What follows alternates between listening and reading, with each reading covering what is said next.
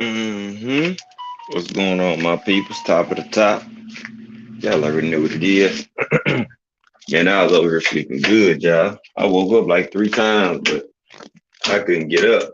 And I was out running around with these kids all day yesterday. Whoa, my ass out. I was tired. Yeah, hold on 1 second.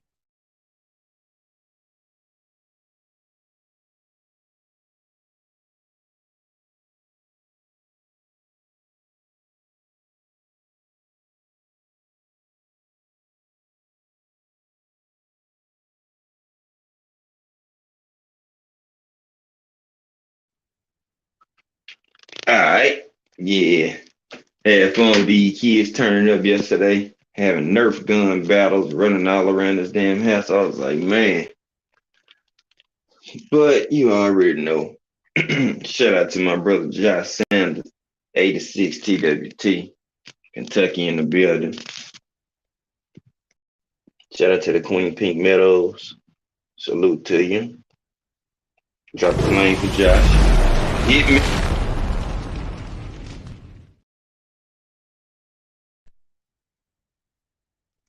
Salute to the Queen Tay Tay, Queen of MMA and Combat, TWT, New York in the building. Salute to my love, First Lady Honey Bun, Quick TWT. We drop them flames.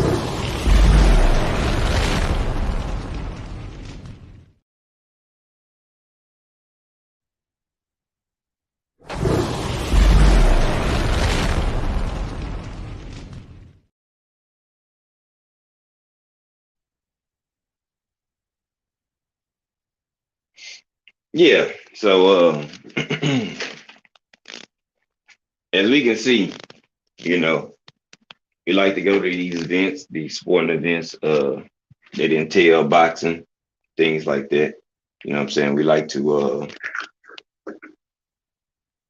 somewhat follow the life and the personal life of the fighter because some of them have like dope things that they're doing, you know what I'm saying? Maybe in the community or just, you know what I'm saying, what they doing for their team or their family or anything like that. But I agree with my brother Just, you know what I'm saying? Um, a lot of these people that make up a lot of these false narratives, man. Like for one, how does it benefit you? I mean, yeah, we see you can get views, likes, and things of that nature like that. Fine. But how does it really benefit you and your brain? Because just say, for instance, you have 10,000 people that buy into it or they watch that video or something that you put up, right? And they looking at you as uh, uh, a intel detailed source, right? What happens when they find out that you may have been bullshit or, you know what I'm saying, they start making content and reporting shit and they got it from you and it wasn't always actual factual. See, now you making people have to, you know what I'm saying, I will say, double check your word or go back and do their resources and, you know, check they do their homework and things of that nature. You know, but then the people that had all those people that pushed all that out, guess what?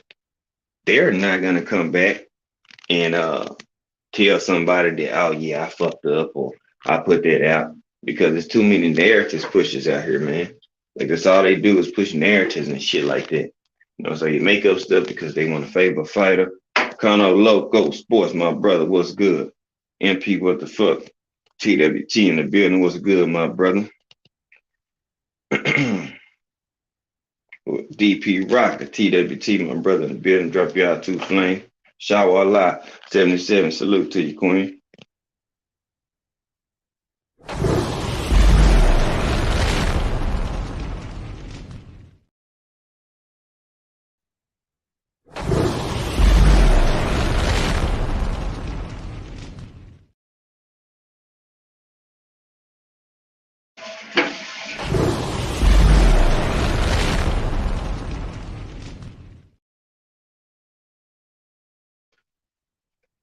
Yep. All right, all right, all right. Southern T boxing and sports. My brother Fizzle in the building. My brother Tizzle. I said Fizzle. What's good, my guy? Drop that flame. Yeah, we're gonna talk about. What's up, Tiggy? We got a few things we gonna walk down today. You know, so like I was saying, a lot of these dudes, they not if they put out some information, they got people to do it, and they was, you know, what I'm saying, creating an agenda, and they got people to buy into it. When people actually tap into or come into their senses and realize and do their homework and see that you was bullshit, how many people willing to say, oh yeah, you know what I'm saying, that's my bad, you know what I'm saying?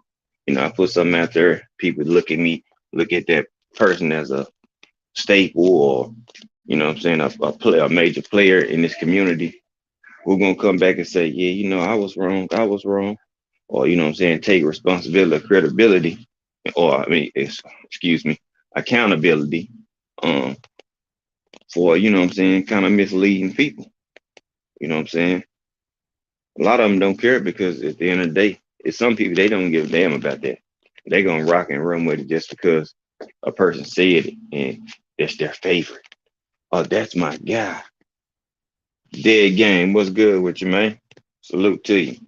You know what I'm saying? Who gonna come out and be like, oh yeah, you know what I'm saying? Hey, that's on me. I'm from the pack on that information. I got a lot of y'all to, you know what I'm saying, tap into it or believe it or something like that.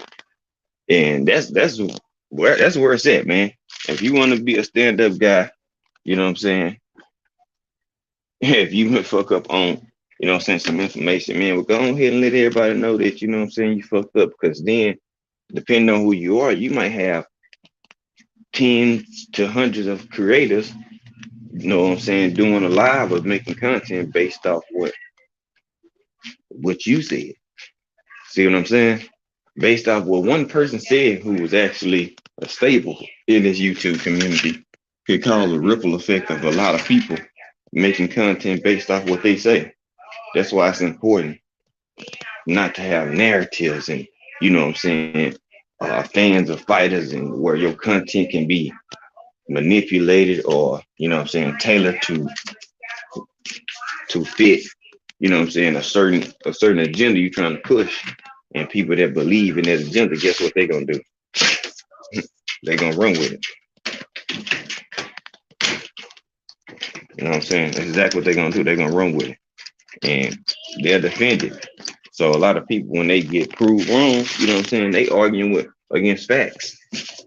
They arguing against facts most of the time. And they believe it so much, they willing to argue against truth and facts when you can prove that they lying. You know what I'm saying? That's when you know you didn't hit a new level of delusion. Mm, real talk. Because I see too many people. They can actually do good work, do good content, and make some things shake and get some stuff done. But at the same time, they choose to fall into these narratives and fall into these, you know what I'm saying, narrative races or narrative based conversations or content or topics and things of like that. Right. So to me, I'm like, people got to be stand up with their content. But a lot of people, it's about attention, clout, and views, and who knows me, who know your name, who put the information out first. That's not a content creator. That's a reporter.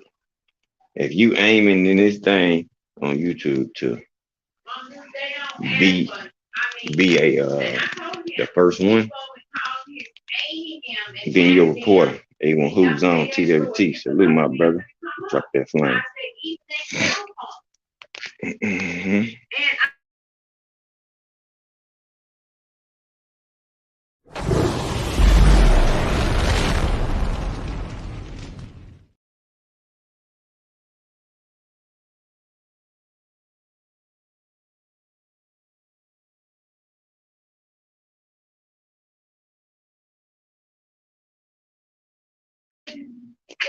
Yeah, it just It's just my thing. I got a major issue with that. That's why y'all don't see myself or TWT just reporting just to report. We actually gonna go do our homework first, y'all. We're gonna go examine the information, see where the source is coming from. You know what I'm saying? Yeah. I mean, yeah, somebody gotta be first, T. True enough. It's okay if you first when you're not creating narratives or you just making up some shit just to be first. That's what I'm referring to. When people make up stuff just to be the first one, so people can be like, oh yeah, he dropped it first, or I dropped it first, or these two people was the first ones to get this out. Okay, they can get it out, but is it right? Is it correct? Is it something that's legit? You know what I'm saying? But half the time, it's not some information that's legit. It's something that what people wanted to create, or something that they wanted to try to paint or create a picture, so people can run with it, or you know what I'm saying? It can take off and grow legs, you know, and that's my thing. Like if you just in this thing, I can LD TV, my brother, salute to you, man. Like to me, if you just in this joint just for that, just you know what I'm saying, to irritate folks or to have people going questioning you and your sources or whatever information is being put out, then hey, that's to you. That's on you. That's at your own discretion. Hey, whatever float your boat, shit, let it float. You know what I'm saying? Like I ain't telling nobody, you know what I'm saying, what to do with their content. But don't get mad when, you know what I'm saying, people over time and they start to figure out the ways how you move and start to question when you drop shit. That's called a pattern. They just following the pattern, like we ask people to do in real life. What? Look at a person how they move, follow their pattern, follow the movements of the man or the woman. Okay, so and it don't change when it comes to this content shit either. Not at all. It don't change. Watch the movements of the person, and you'll find out what you need to know. I mean, literally, I'm not doing no capping. I ain't doing no faking, shaking, no front, no stun, no nothing.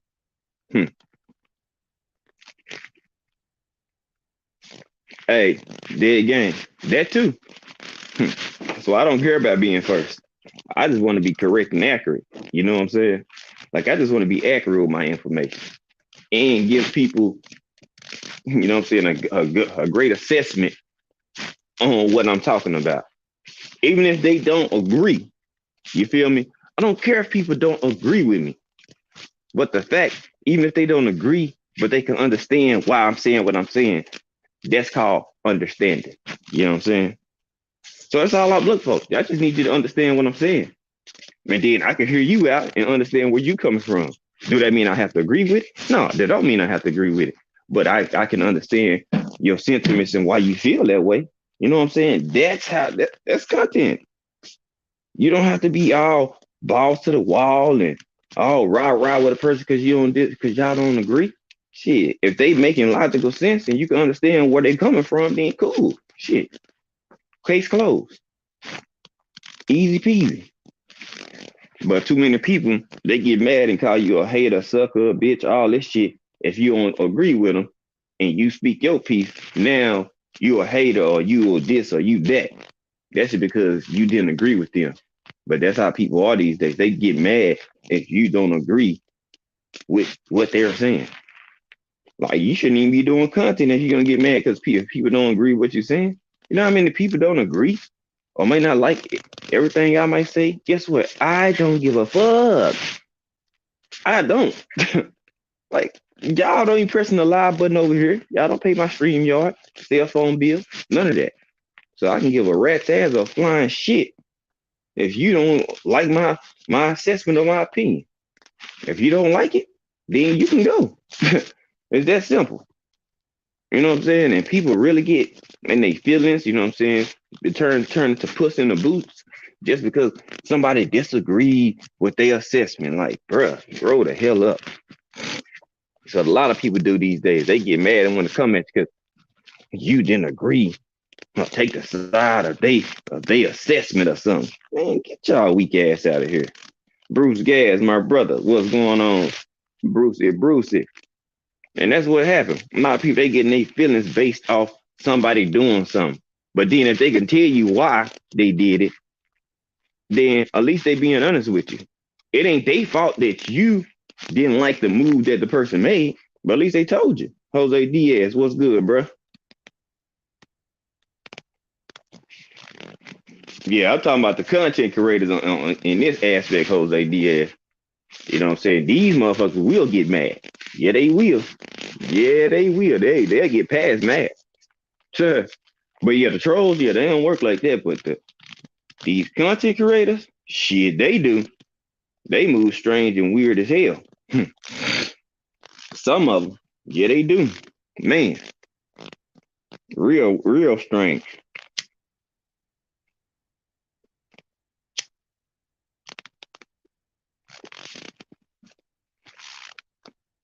Yeah, that's just where it make the sport like it put like this weird tension in the sport from the commentator. I mean, from the content creator side or aspect of things, because it's like you wouldn't mind, you know what I'm saying, doing certain stuff in certain areas or certain, you know, with certain people on this joint. But then they can be cool, but if they got too many people circling around them that a narrative or agenda pushes, then you like, nah, I can't rock with them. You know what I'm saying? It's just what it is, man. I'm not mad at nobody. If you like Boots, if you like Spence, if you like Bud, cool. Well, hold these fighters accountable for they actions that they do, because they are grown men, they are human. You feel me? And keep it a buck. You know what I'm saying? It's just that simple. That don't mean just because if you agree with a person that they did something, don't mean that you still feel that they can beat them up. You just can agree to on the movements that happen. That's it. But see, people don't want to do that because they got this superficial fandom, love and emotional attachment to these boxers. So they can't say, well, I agree with you on that. You right on that, bro, because X, Y, and Z. Now they ain't gonna do that because they got some dick rider fandoms, trolley poly ass people that if you agree with a person, oh man, they gonna go ape shit. Just because you agree with a person's assessment and they don't agree with it. That's what I'm talking about. It's a lot of people like that. Yeah, I know you love Bud. You know what I'm saying? He a good fighter, but that don't take away from his moves. That's what I tell people. I don't have to call him out his name and call him no, no bitch and nothing like that because I don't agree with all the moves that have been made. They ain't got nothing to do with him in the ring. This just you as a man and how you move or how you think or how you process and assess business. That's all that is. And yeah, this last move he made wasn't the best one. So, I mean, it is what it is.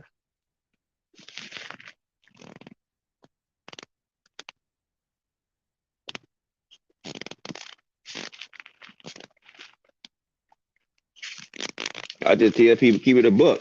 If Spence would have fought David Avanesian, they would have went crazy.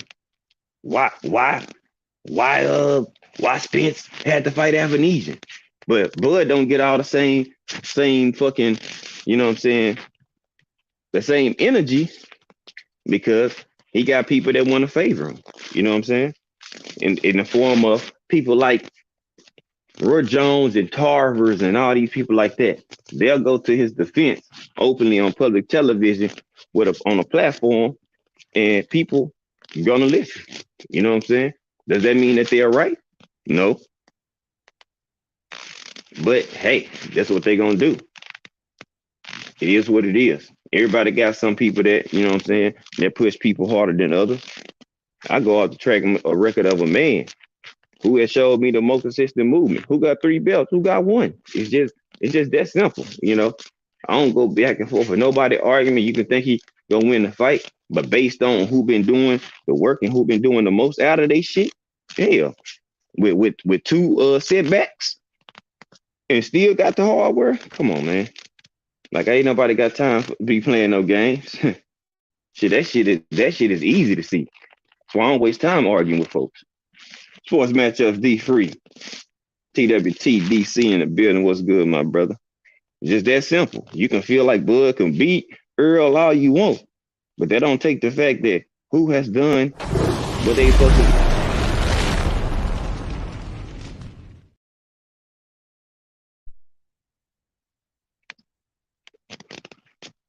I think Bud is a hell of a talent.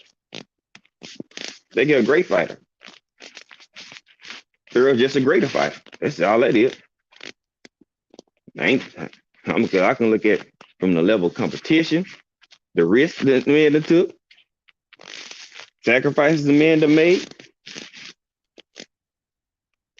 You know what I'm saying? I'm just looking at what I can see with my own eyes and go prove. I can't go prove that Bud was really trying to get all these other belts when he hasn't. Just keep it a buck. I can see that Spence actually went to Sheffield. I can see that he actually went to go fight Sean Porter, Danny Garcia, Yordenis Ugas. But he fight him, it's a problem. They ain't that good. But you let Bud fight him, then they say, oh yeah, they the goods. Nah, miss me with that shit. And that's how they been doing ever since. They want credit for Sean Porter, you know what I'm saying, with Bud, but they don't want to give EJ credit for him being a better version of Sean Porter. See, that's the stuff that they refuse to recognize and come to terms with. It's just simple as that. EJ fought a better version of Kell Brook too. But see, they'll argue you down to the gills about that shit. He beat him faster. Okay. Who took their belts? EJ. Fuck who beat him faster. Who beat them when they had their best? Or when they was at their best? Because they had a fucking belt. That's what the folks need to be looking at. But see, they don't want to do that. See, the truth hurts. Reality set in. You can't argue with reality and facts. The reality is, EJ got 3 of the belts. Oh, they was on PBC side. Well, he could have been on PBC side. So what? So what's the excuse? I'm not giving nobody no grown ass man excuses when he had every ability and opportunity to get them fights. You don't get no pass when you fumble the peck or you drop the ball. If this was EJ in the same position, I would be on his helmet too. You don't get no pass for not going or doing everything you could to get them fights. I'm not giving you a pass. I'm not giving you no way out. Ain't no way in hell I'm gonna give you a way out when you ask for certain fights or you called out for them, and it was a time and a space where they could have been negotiations and talks. You don't take them, then that's on you. This is shit that you're gonna have to deal with for the rest of your career. Missing out and passing up on fights that ain't got nothing to do with nobody but the person and their team themselves.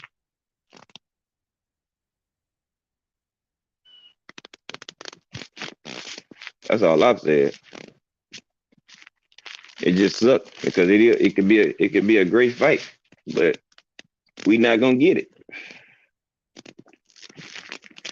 All that spin the block and all that, and I'm ready when you ready. Like you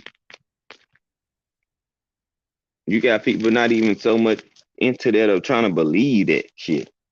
Because like when the perfect opportunity it was right here. He could have been working on fight 2. It ain't like y'all went in negotiations for months trying to get something figured out. But this the only fighter Earl had to go in negotiation for months, and still nothing paying out.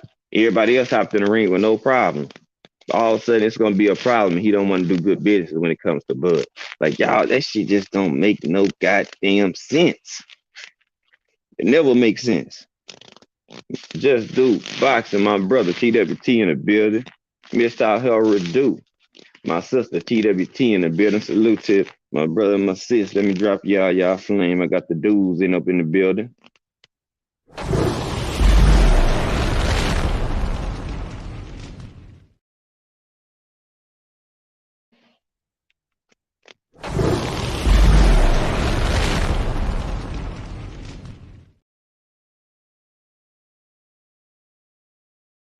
You know what I'm saying?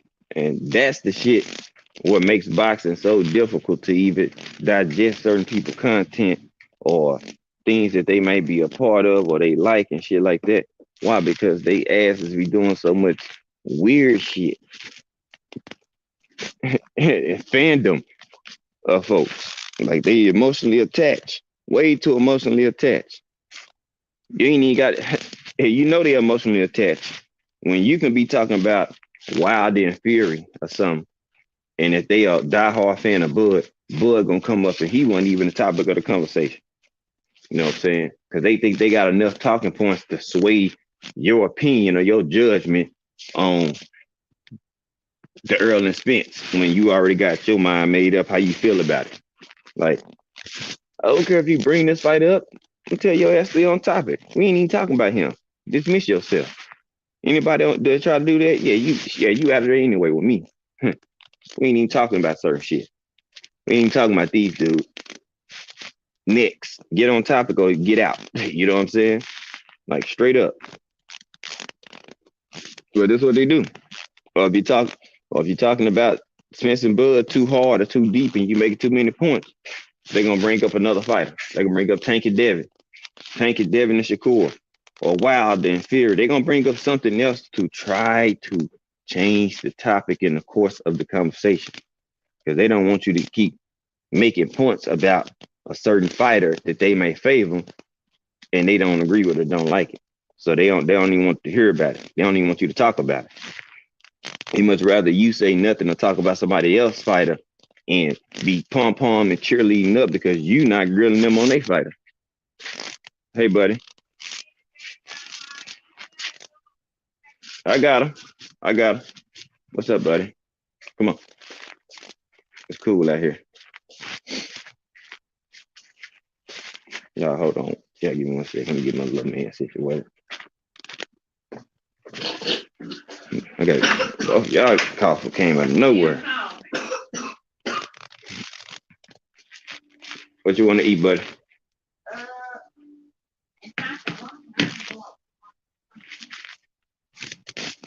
I want to eat. What you want to eat, man? I have to get y'all some lunch. What y'all want?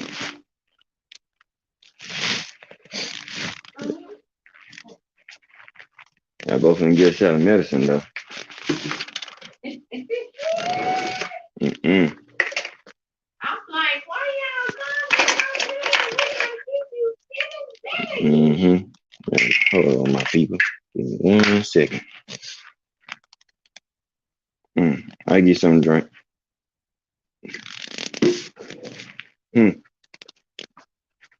Yeah, so that would be tripping me out about this whole thing. All right. What you want to eat, buddy? We can get lunch, or what you gonna do?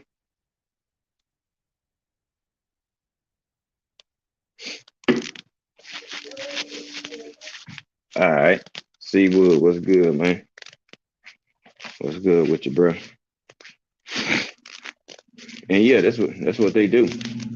They're gonna change that topic and everything quick on her ticket. Come on. You coughing. No, ain't got time for all that. You can get something to drink. I'm pretty sure you got water right there. Y'all got this little coffee, not doing that. But yeah, that's what, irks me and gets me with a lot of these dudes, man. Like, supposed to be out here really going, you know what I'm saying, above and beyond to prove opinions, not facts. They go above and beyond to prove opinions of a fighter. I tell people, I'm only gonna speak and defend a fighter if I can prove it. You know what I'm saying?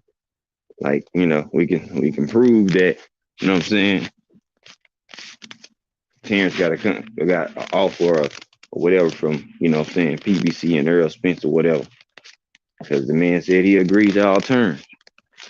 How you agree to all terms on something, but then don't sign something? So I'll say people just got to make it make sense. Because if it was the other way around and Earl said he agreed to all terms with Terrence and then signed, they would have had him on Duck Duck Goose posters and memes all across the globe. How you agree to all terms but don't sign? See, that's where you got to make it make sense. I agree to all terms, but then no contract is signed. I mean, I'm just saying, just if everything is all good, it's all signed, then when we have a signed contract, so just say you agreed to most of it, not all of it. That's all you got to do. Keep it in the front. Just keep it 100. You know what I'm saying? That's all we ask. Just keep it a buck. Real shit. You ain't got a lot of kick it. You ain't got to cap that hard for nobody. Like, come on, bro. Shit's bogus. Because I'm telling you, Earl can't say he agreed to anything. He can't say, "Oh, I agree to this," and then it don't happen because it's not. Man, he won't be able to live. He won't be able to go nowhere because you Earl Spence haters are gonna try to do everything in y'all power to try to make him look bad and uplift Terrence Crawford. That's why. That's what y'all gonna do. Say whatever y'all want. We see it all the time. Man, go get 3 belts and all this stuff, but y'all want to tell us that he's scared of one fighter when this man almost lost his life and shit. Scared of who? And what?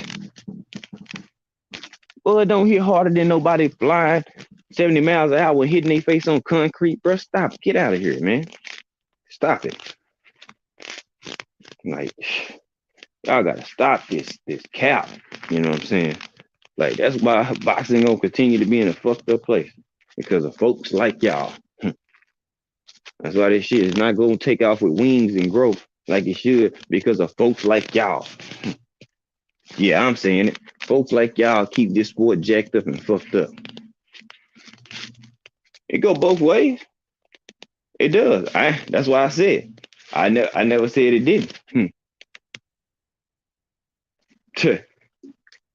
But I'm just saying, you can't sit here and tell me dead game. If EJ would have said, I agree to all terms, what you gonna be expecting? Okay, if you agree to all terms, then okay, the next phase is somebody signing a contract. So he can say it and it's okay. Nah, man. Like, that shit is biased as hell. I'm telling you. Look how the mass media. Nobody said nothing about the dude fighting David Avenesian. Nobody. Nobody. Nobody. Not a soul. Only people that's really saying something about the fight was us content creators who wanted what? The Spence and Bud. All we asking from the dude is if you don't fight Spence, give us a Thurman. Give us a boot. Earl has fought the better competition at 147. Do that mean Bud can't fight? No, that don't mean he can't fight. But he hasn't did that. If you look at over the last 5 years, who been the names and the pillars at 147, Earl has fought Ugas, Danny, Sean. He's been there longer, but Bud has been here 4 or 5 years now. So he didn't have time to fight these fights, is what I'm saying. Did he get him with on his side of the street or whatever that he was on? Hey, no. Why? I can't call it. Either him or Bob. One of the two. I don't know. That's a riff that, you know what I'm saying, they clearly was having the whole time. You know what I'm saying? Yeah, him and Bob wasn't even on the same page. Clearly. They clearly weren't on the same page. We start to see that more and more, as time and things start to get unfolded. Like, my thing is a Avenesian fight going to help you prepare for Earl Spence? Hell no. That's not. That's not going to help you prepare for Earl Spence. My thing is, when you could have fought in the summertime, I get it. Y'all fight all year.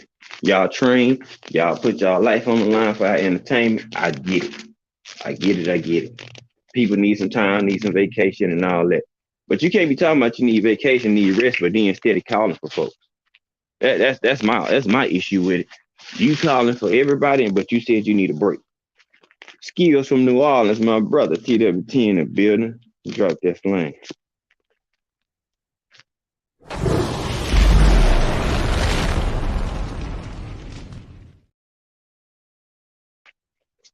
Cause if I'm on vacation, I'm gonna vacate.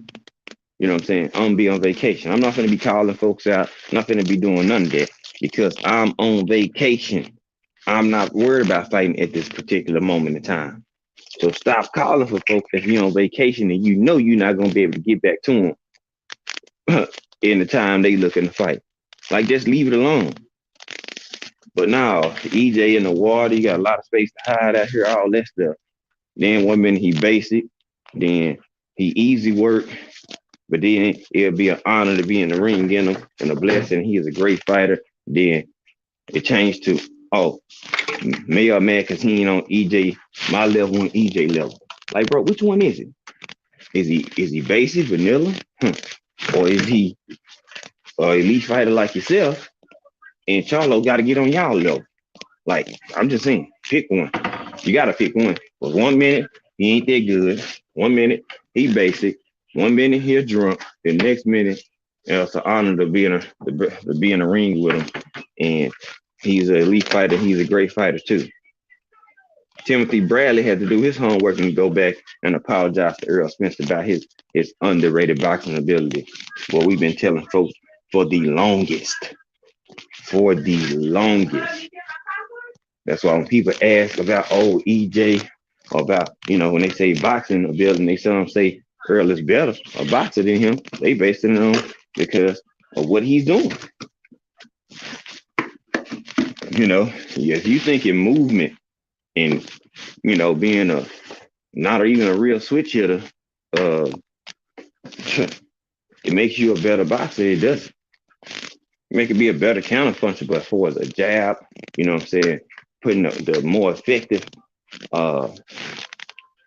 combinations that with the placement on it, that's EJ. EJ is a come forward fighter and all that, but his defense percentage is better than Bud's, and he's so-called the boxer. So I'm just saying, like, he done fought better competition as well. Does that mean Bud can't fight? No. It's just like, hey, you only as good as your last opponent, though. Don't think that don't work or don't come into play and when it comes to things like this. You only as good as your last opponent because each opponent's supposed to help you bring something out of yourself. Supposed to help you, show different dimensions or levels to your game. What did Albanese show us with Bud? That he can hit Bud, but other than that, who expecting him to lose? That's what I'm saying. Who expected him to lose? It was people that were saying Sean Porter was going to beat EJ. Majority of the folks had Crawford beating Sean Porter. Because they looking at the timing of it. So I want to eat. The timing of when he fought him, where he was in his career, and how he was moving in his career. Yeah, Tim Bradley had to apologize to EJ. He did it on national TV because he said he went back and started doing film study. Yep. And he was showing like, man, look how well he sets up traps and bam like this. And he's like, man, I stand corrected. I was wrong. Man, Earl can box, man. He can box. I ain't making this up. You know what I'm saying? Y'all can go pull it up yourself. That's what he said. And he been one of the more critical people about Earl Spence. Yeah. True statement. I don't do my stuff over here to slander nobody. I ain't got to do all that. If I talk about it, it's because I can prove that.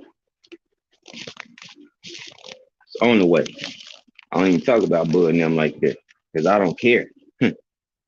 Renee Box, what's good, my brother? Because I don't care about it because it's not happening. I won't believe it until they doing a ring walk.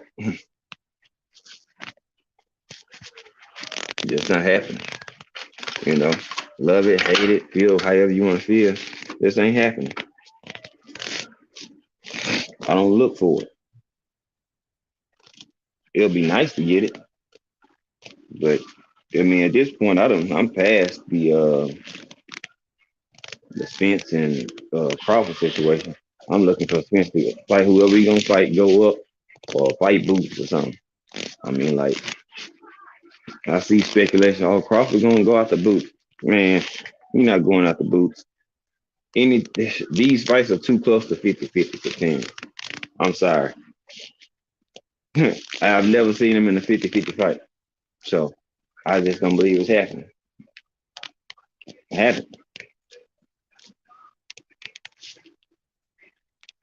Even if it wasn't 50-50, was it 55-45? Was there anybody that you felt like could really do something? Anybody who 147, did you think that Bud was gonna lose? No.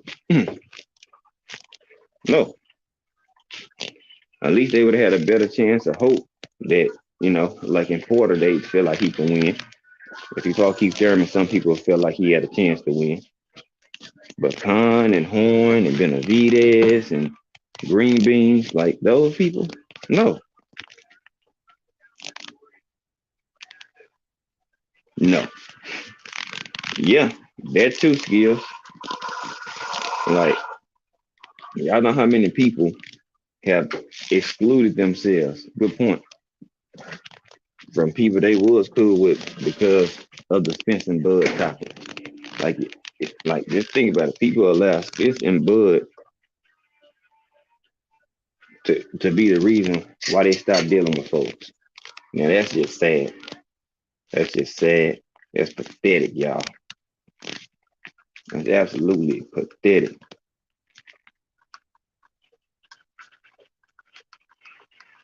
Man, he not going out the Spence, bro. I'm sorry, bro. Because again, I treat boxing in real life the same way. I treat it the same way. And guess what? The fighters that he fought or who his promoter put him in the ring with, if they went on his level, I can't fault Bud for that. See, I'm a fair guy all the way through and through. Like I'm gonna give credit when it's due. I can't fault Bud for the people, you know, if they went on his level, uh, for skill wise.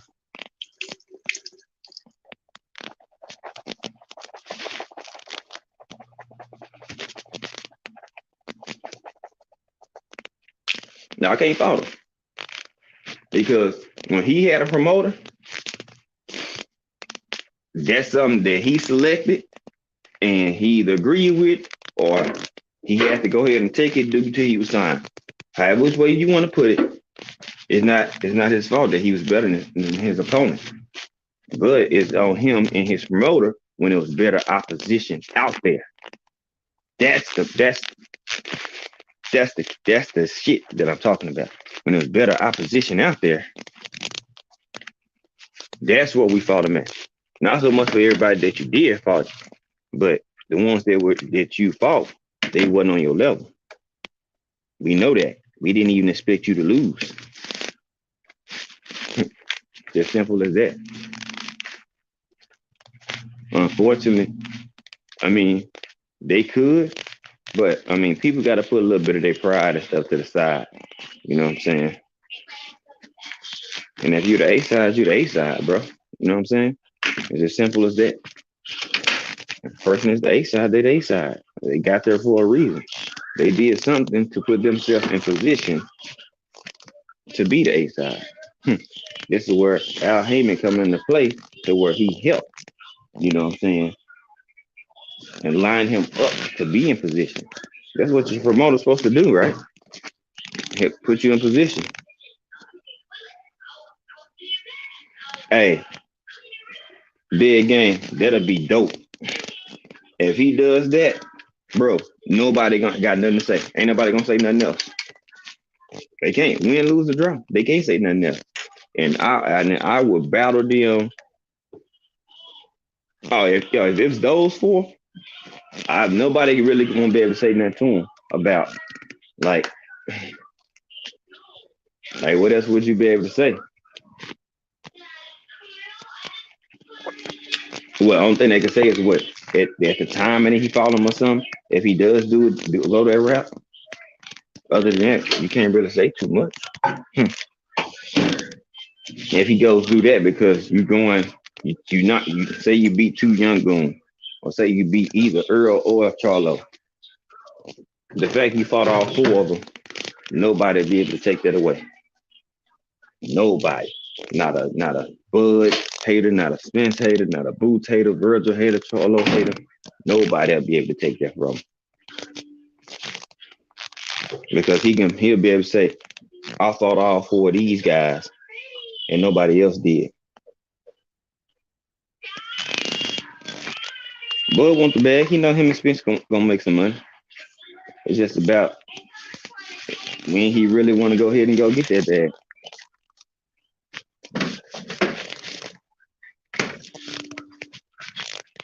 That's why I say I'm a straight down the middle type of guy.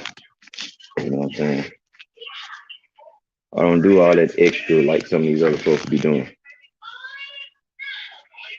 Yep. Let me grab this. What you want to eat, buddy?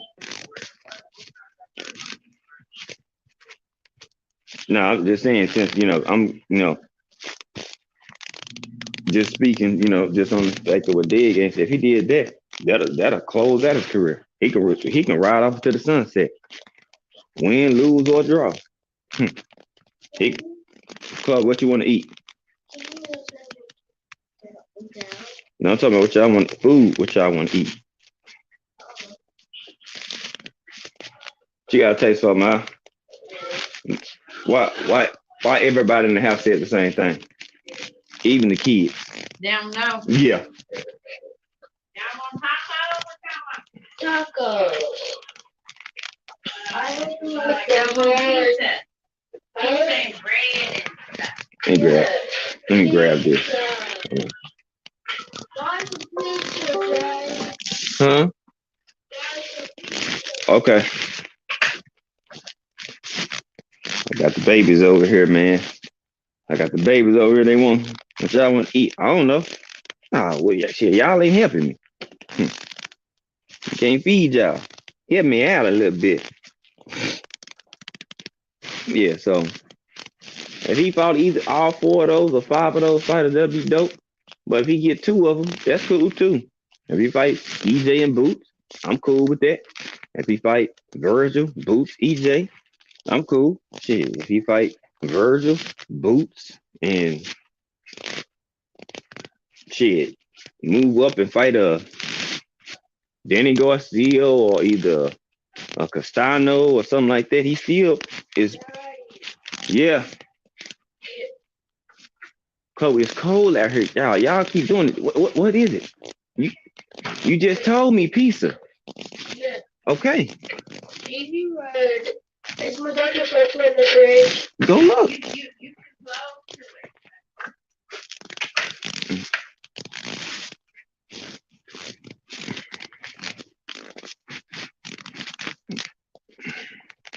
go to It's about good fights. Even if you don't get the Spence or the Bud.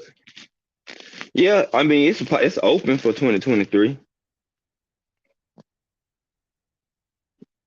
Renee, they want some pizza, man. So I'm gonna go grab them some pizza, man. So just say you don't get Spence, right? If you get a Virgil, Boots, a Castano, move up and go get a Castano or a Danny Garcia or a Erickson Lubin. Like these are still good fights. That's all we asking. That's all they gotta do.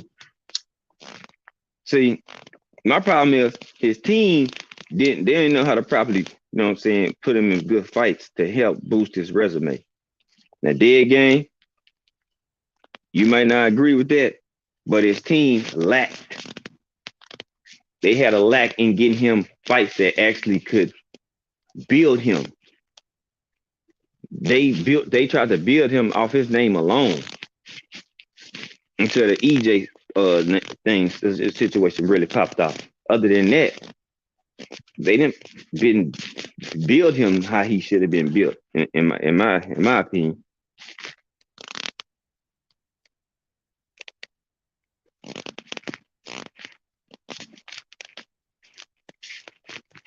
Because when he came to 147, he should have already been bigger than what he was.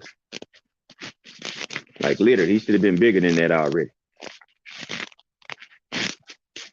You know, having an undisputed and a unified tag on him, he should have been bigger than that already. And that's on his team.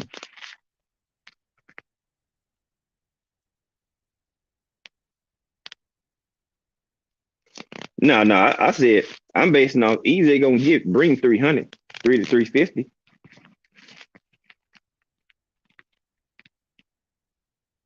But even his opponents, they better than some of what them dudes fight. Like, let's just keep it a buck. Like you go overseas and this fighters, they fighting people with 22 losses and shit. Like Bud fighters he fought didn't have no 22 losses. You know what I'm saying? So they shit don't even compare to me. I don't even look at that because I can go through that shit and it's people with tons of losses. I'm not talking at the beginning of their career. I'm talking about right now in their career as a seasoned vet. You fighting somebody with 22 losses. J.A. Dick, salute, bruh. Hell no. Now, once you a seasoned vet, bro, you shouldn't be fighting nobody with that many damn losses. What are you doing? Nobody's expecting you to lose to that person with 12, 13 losses.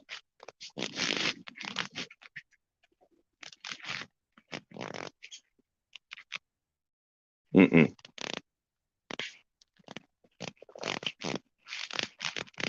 And if they are a fool.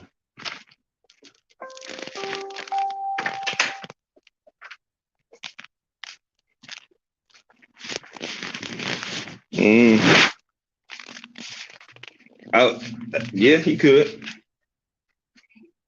Butayev, Jamal James, somebody.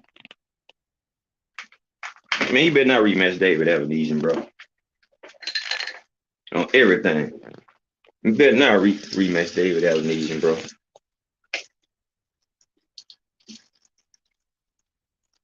And you gotta fight somebody that if you really want EJ fight, right? You gotta fight somebody that's gonna help you prepare for that.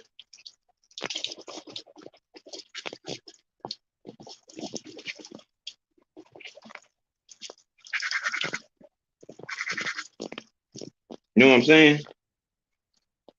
The EJ, he gotta fight somebody to help him prepare for Bud. If not, you got them in your sparring training every day.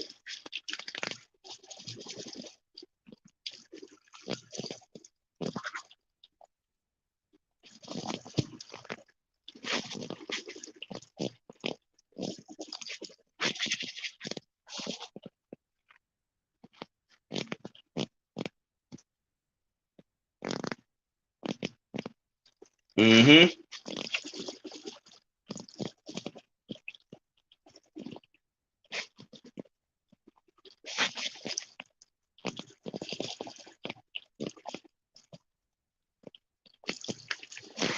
Yeah, Renee, I know they ain't gonna do it though. That fight gonna stand as it is, and Ebenezer gonna have to take that L because he did lose. He wasn't gonna win with the gloves busting or not. He wasn't gonna win anyway. So, I mean, did Everlast come down and said they made the malfunction, and he wasn't seriously injured with no brain damage that we know of? They ain't gonna change that ruling. Nope. Mm-mm. They ain't gonna change it. Trust me. His people that support him at ESPN and all that stuff, they already putting in their bid for that. They already already to push that.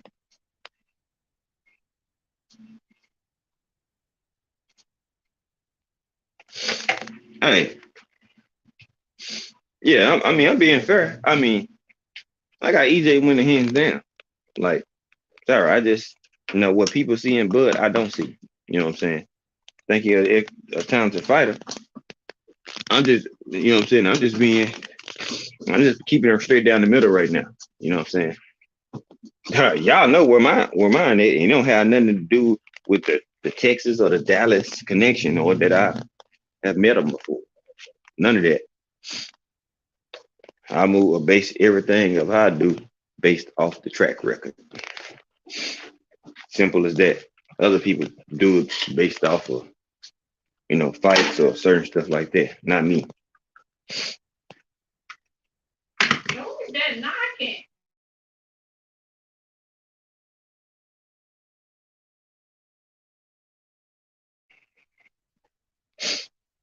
Yeah. Happened to LD TV, my brother. What's good though, fam? But I feel you though. PGA's big dog, Pittsburgh big dog in the building. What's going on, PGH? Yeah, man. So that's just how I look at it. I'm always off the movement of a person. How do you move? You know what I'm saying?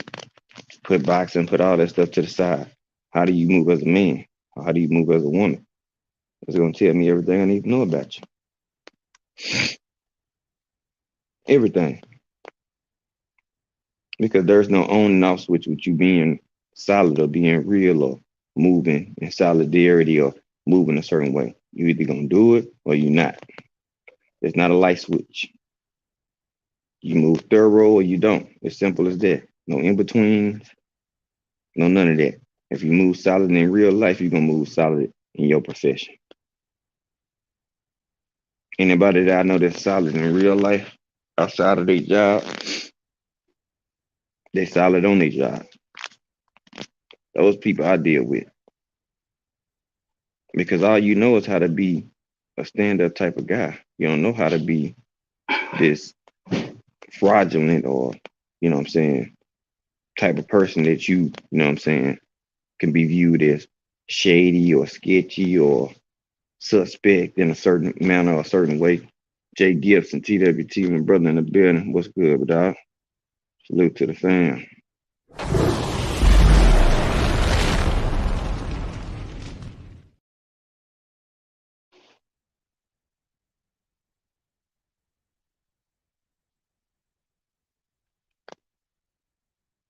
And that's my biggest thing. Like, if you move one way outside the ring, you're gonna move that way in the ring.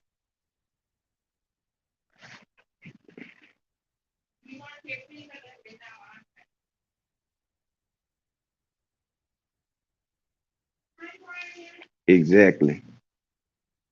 Exactly, Jay Dixon. That's why I said I'm basing on the movement of a man.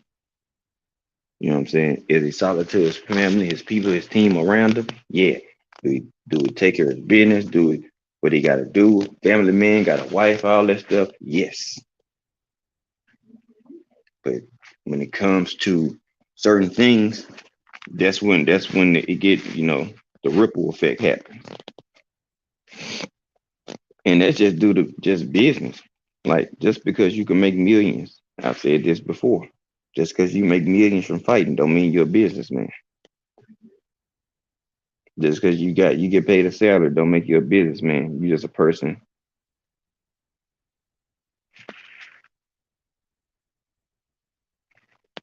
Well, Spencer Bud, no, I don't. I mean, I don't feel like it's 50-50 to me in the ring either.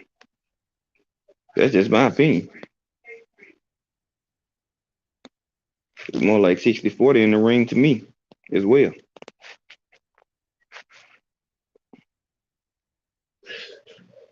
And if you want to know my reasons, I can explain it.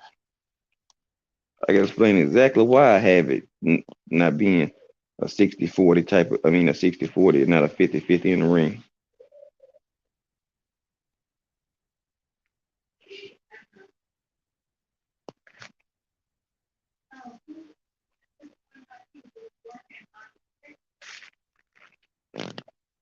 To me, I just feel like you start too slow and you start with a dude that comes out at the gate.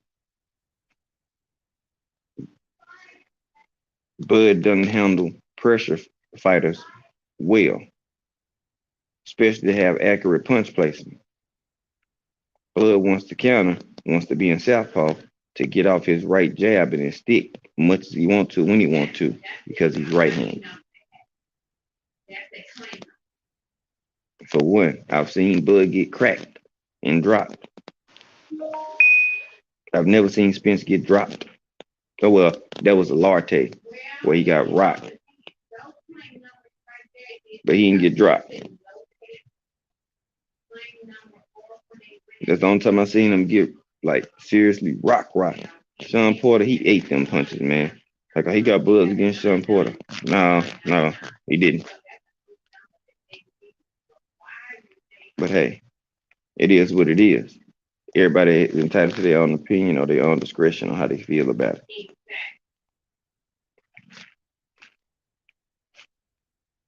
Spence is good on the inside, mid range, and in distance.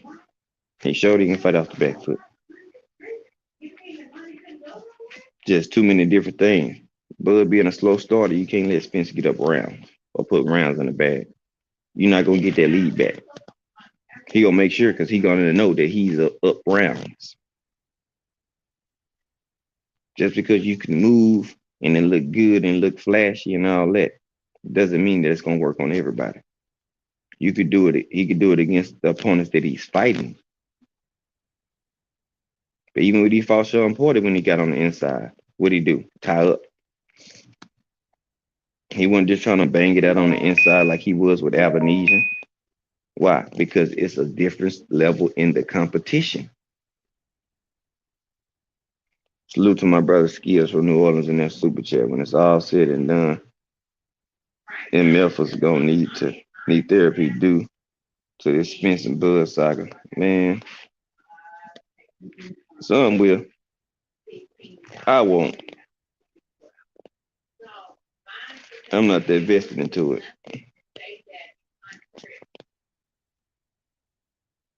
I'm a real fan of Spence. I'm a fan of Bud, but guess what?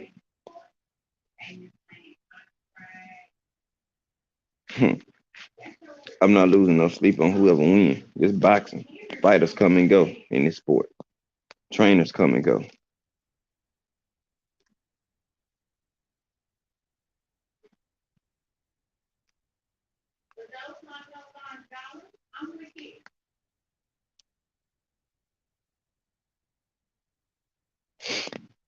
So I don't have that attachment how some people do to where they gonna lose their mind if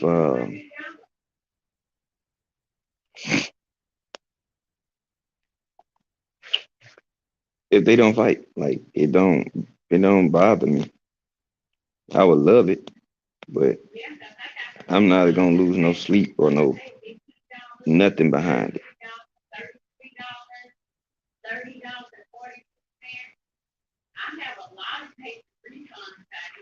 None.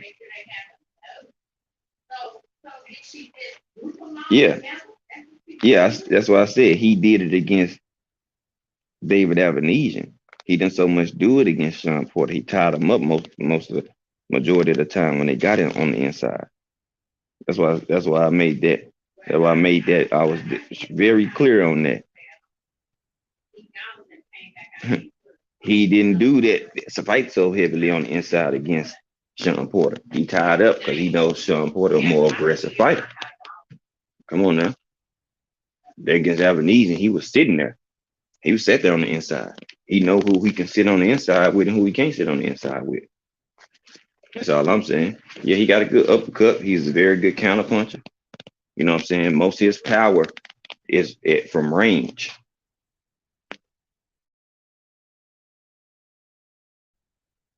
You know what I'm saying? Like, Bud got skills. Don't get it twisted. I can't. How do I say it? No, he's a great fighter. Don't get it twisted. And other people feel differently. But I can give both fighters their credit. I can point out EJ flaws. I can point out Bud's flaws. All of them. But who know how to capitalize the best and make people fight they fight? Or you can fight they fight and still beat them at it. I've seen EJ do that numerous of times. Numerous of times.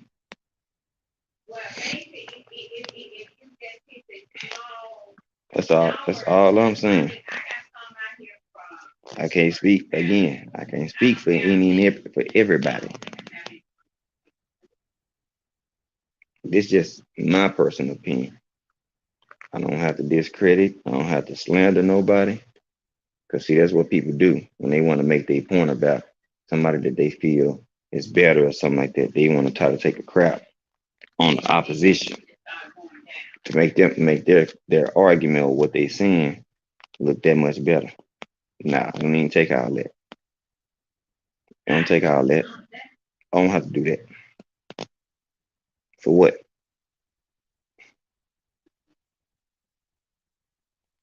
I know skill and talent. I know when I see a fighter that can fight, I know what I'm looking at. So I'm not gonna slander these fighters just because, oh, I favor EJ.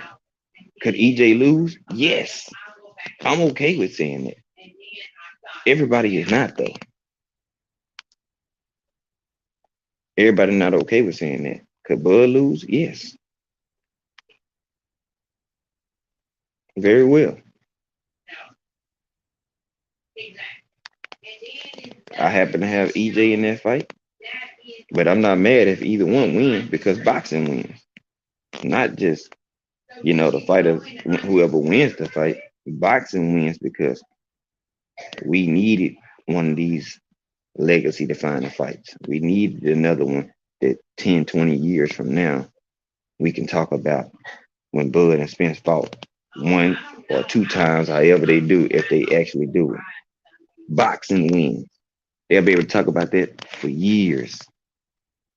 See what I'm saying? That's why I don't care who really wins. I like both fighters as fighters. Yeah, it don't matter who wins. You feel me? Dead game. See, people don't know how to like, be honest.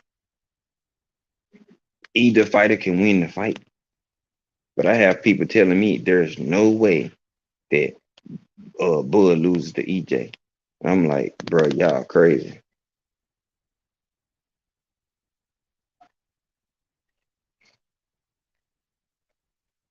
No, yeah, Kui, I know Honey Bun. I know everybody don't see it that way. I know. That's why we who we are. That's why we here. People like myself, people like Just Dude, Southern T, Ricky Williams, OTB, the whole TWT fan that's doing content, the Queens, you know what I'm saying, Ash and Queen.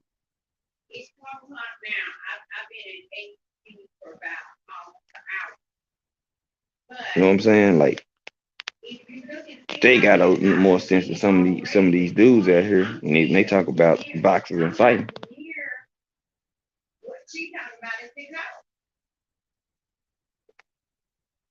Literally, because people want to call it how they see it. Real one's gonna do it, and you're not gonna be biased in doing so. That's not what people want to do. It don't matter. Even I just use this one of the biggest topics that's around, or one of the hottest one. So I used it as example. But it can be like if it's Wilder Fury or you know Tank Devin Shakur. You know what I'm saying? Tank Frank Martin, Tank Devin Haney. I mean, like the list goes on. Doesn't matter. It doesn't. Big Dog Willie.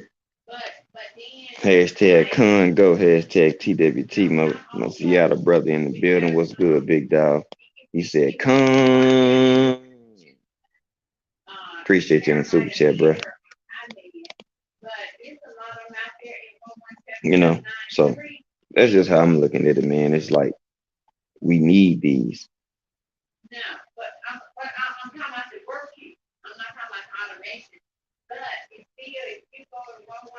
Effective,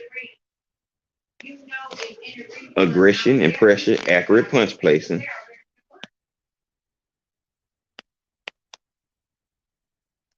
A gas tank that increases,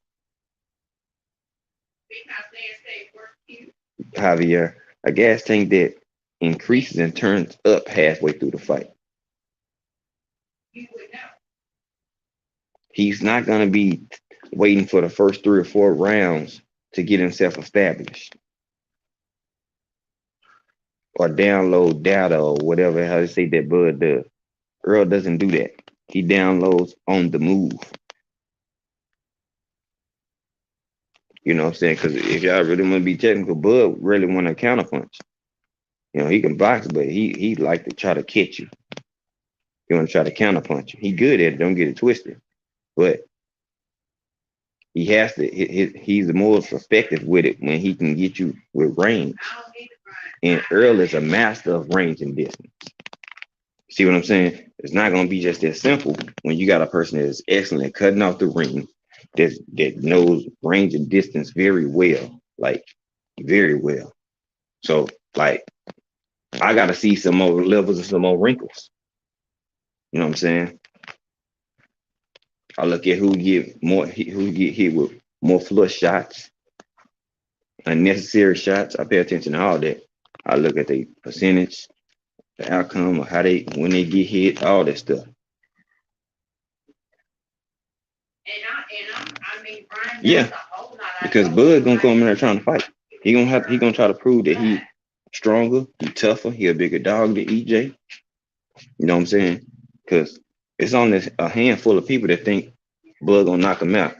Other than that, other people think he gonna outbox him. So to Bud, you know, he got that pride thing. He gonna be like, nah, I'm gonna show y'all. That's Bud. I'm gonna show y'all that I can bang on the inside with him, and he gonna try to do it.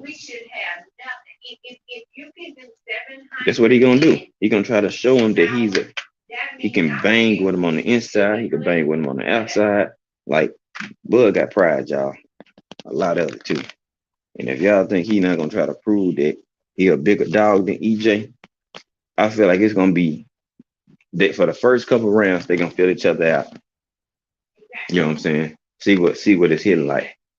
From round 3 to the rest of the fight, they gonna be banging it out. That's how I feel it's gonna be. I don't people looking for a boxing match. This is gonna be a brawl. Watch what I'm telling you. It's gonna be a brawl. 700. I mean, Brian, we gonna be rocking pretty good.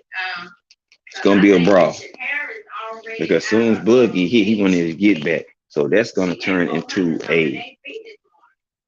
a just flat out brawl. Mid range to phone boost distance fight, and it's gonna go down. And I had 281 in HB, and I'm down to 148.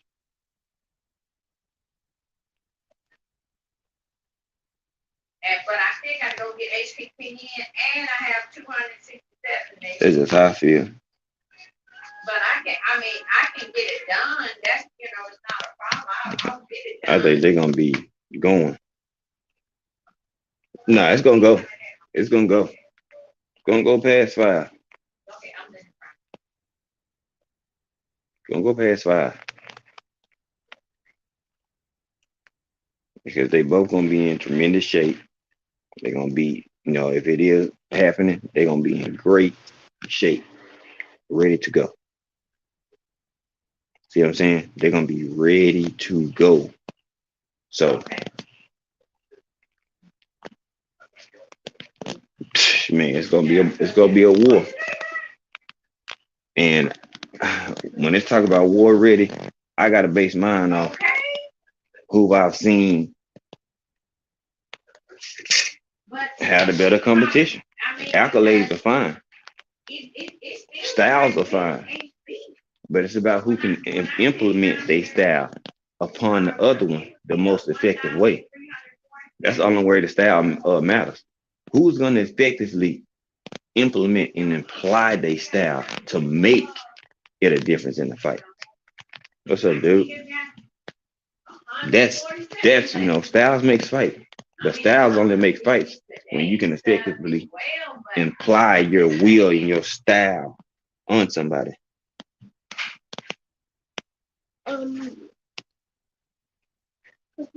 Pizza, can you do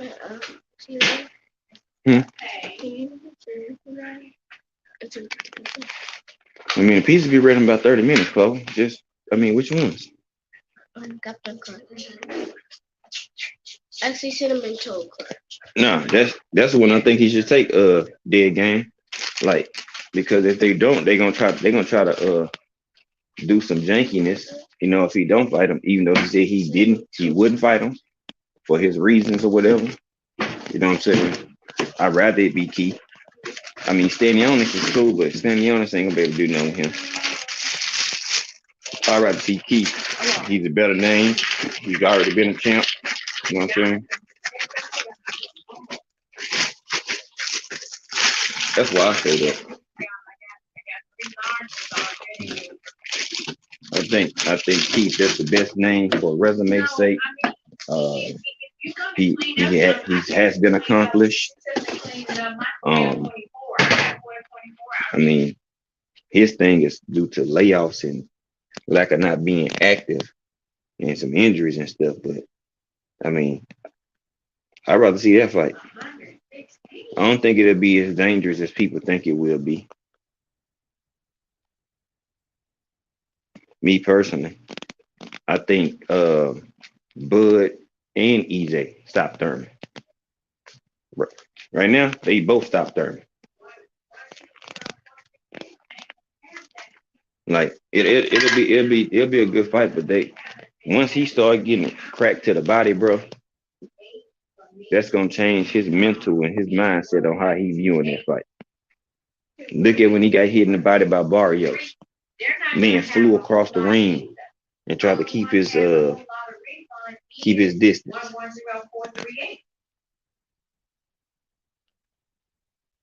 Yeah, I mean,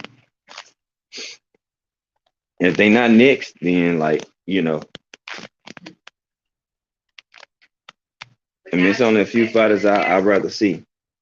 Snacks, big salute to you, bro. Come to give my brother some love. Happy holidays. It's been a while since I've been here. Salute TWT fam in the chat. Salute to you, bro. All love, man. Appreciate you.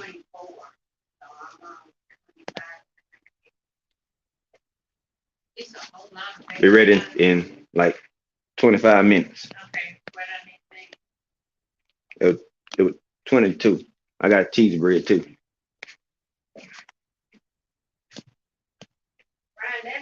Anthony Manzano. Hashtag mob. What's good with you, man? What it do, Ant? Appreciate you pulling on up. But this is no slight on either one. But I'm telling you, if Thurman fight Bud or Spence, they gonna stop him. Real talk, they gonna stop him. Cause I'm telling you, once they see that he can't take certain punches, that's gonna pipe both of their asses up. Like, yep, we about to get him on up out of here. Bud is very good at finishing, and Earl knows how to do that as well. And once they see they hurt you or you don't like something, oh they about to take advantage of that.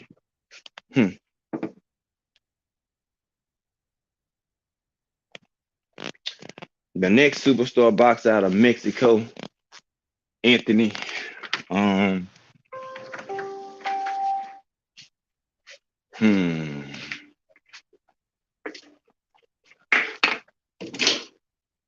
Well, right now it's up in the air.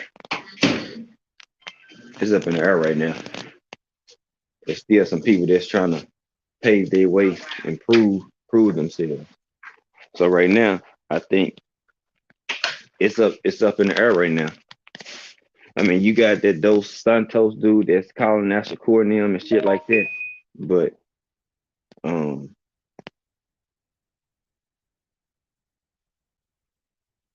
we'll see. I mean, some people I'm just looking at on the horizon. You know what I'm saying? They still young in the tooth.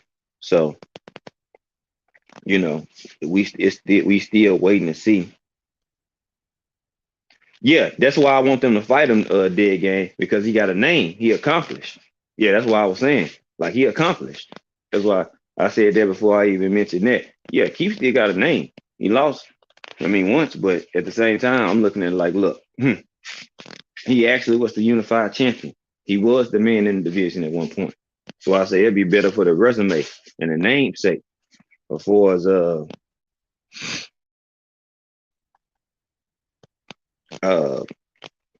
your question though, Anthony, it's up for grabs right now. It's all about who want to take it. A lot of people was trying to put Zerto there, but then he got washed. And you know what I'm saying? They just seeing that hey, as soon as you stepped up, it wasn't what you wasn't what we thought you were. So um now, you know, we gonna see. I need to see Dave Benavidez fight a better competition so I can get a better gauge too. I mean, he got a chance. I know he reside in Arizona, but his descent. Well, he Venezuelan. Ain't Benavidez? Ain't he from Venezuela? He's not from Mexico, right? I think he's from Venezuela or some shit like that. So,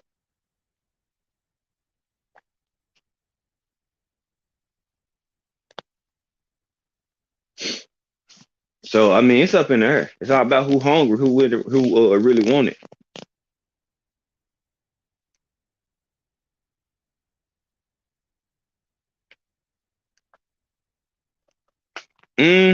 Maybe if the money right, if the money right, he'll do it. If the money not right, then no. If he can make about 5 to 10, he gonna take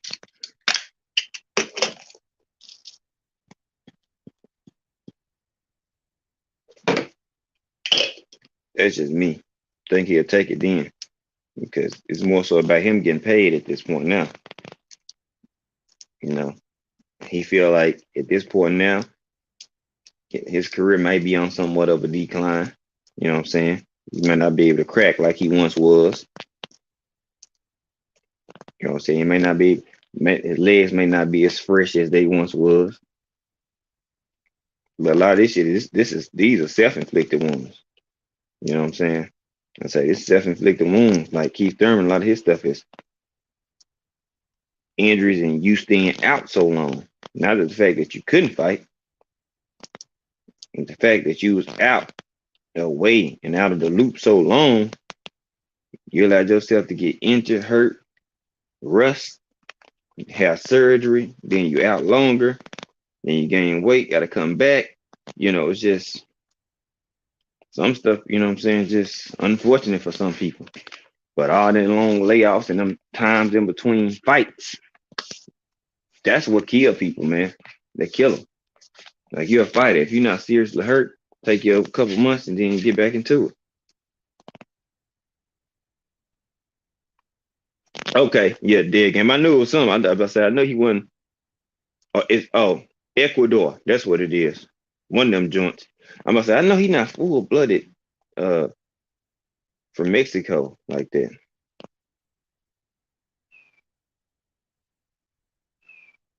Yeah, he just didn't find a regular wife over there. He found one that get paid, young nigga get paid. Cause boy, she paid. He married himself into a uh to some bankroll. Like he married a woman that shoot, they are well off. If he don't do nothing else no more in the sport of boxing, shoot, him and his wife good anyway. I mean, Keith Thurman just wasn't broke. He made him some decent money in the sport of boxing. But shoot, the family he married to, they wealthy. So it's like he married into some money. Is he gonna be able to get everything? Who knows? I don't know. That ain't my business. I don't worry about all that. But I know financially, with or without boxing at this point, him and his family gonna be cool. You know what I'm saying? Why y'all think when he is away, he not bugging so hard about it? Because he knows where he married. Hell yeah, dead gang. Shit yeah. Oh yeah. Nah, his wife got bread. Yeah, buddy. Yeah, his wife family, they got paper. Yeah, buddy. Oh yeah. Hey, he was dead game. He was thinking about post career. You see what I'm saying? That boy was thinking about post career shit.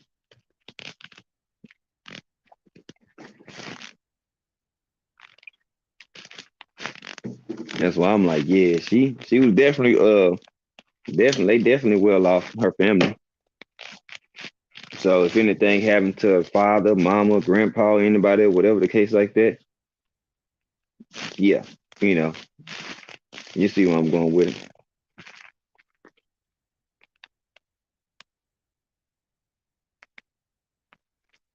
Well, see, now you have the only thing now, Anthony, you got to see what Caleb Plant gas tank is with his new trainer, because gas tank issues is due to lack of conditioning. See what I'm saying?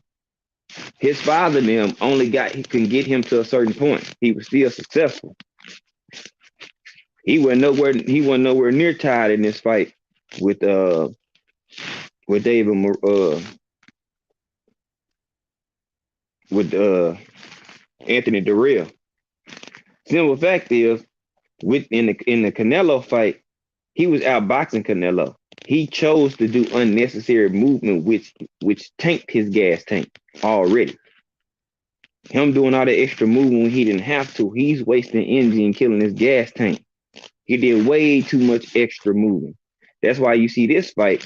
He was taught how to, handle himself on the inside from mid range better, have better tactics and a better game plan, so he won't get gassed out.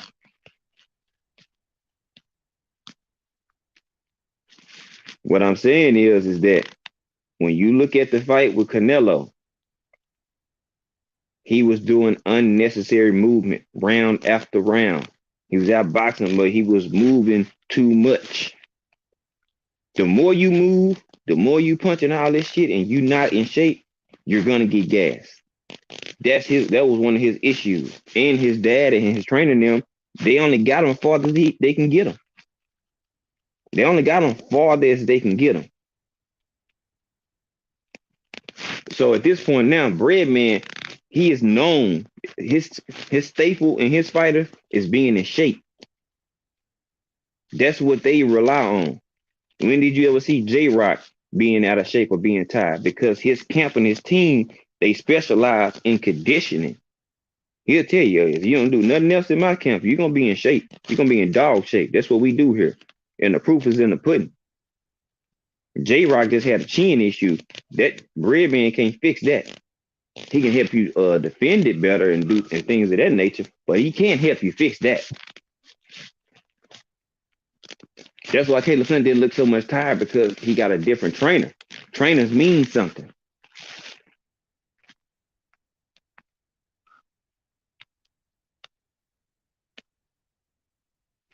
Yeah, but Benavidez is not the biggest puncher either. Look how many times he hit Kyron Davis. The man still wasn't going nowhere. I mean, he hitting them with flush shots. Boom, flush shots. Boom. Caleb Plant just now started learning how to sit on his punches the correct way. And we seen what happened when you start to learn to sit on your punches. David Benavidez not the polished up boxer. Just because you have and punch a whole lot and come with all that pressure, that doesn't always work against a boxer, bro. Look at Brandon Figueroa and Cool Boy. All that pressure that he came forward with, a lot of that shit missed or hit him, and he blocked it with his elbows. Just because you got a high punch output don't mean that that's going to be too much for people. Because guess what? Caleb Plant can move with a better trainer and better conditioning now. Watch. And he done learn how to sit on his punches. So he going to be cracking a little bit harder when he counter. They the same size. They both 6'1". It ain't like he got this much bigger size over Caleb Plant or anything. Or he just this massive, bigger puncher than fucking Caleb Plant. David Benavidez is not this big ass puncher. like, look who he doing this against, though. That's all I'm saying. He was making Canelo look stupid too. He gassed himself out, not Canelo gassing him out. He gassed himself out. Self-inflicted wound. Because he couldn't even touch him.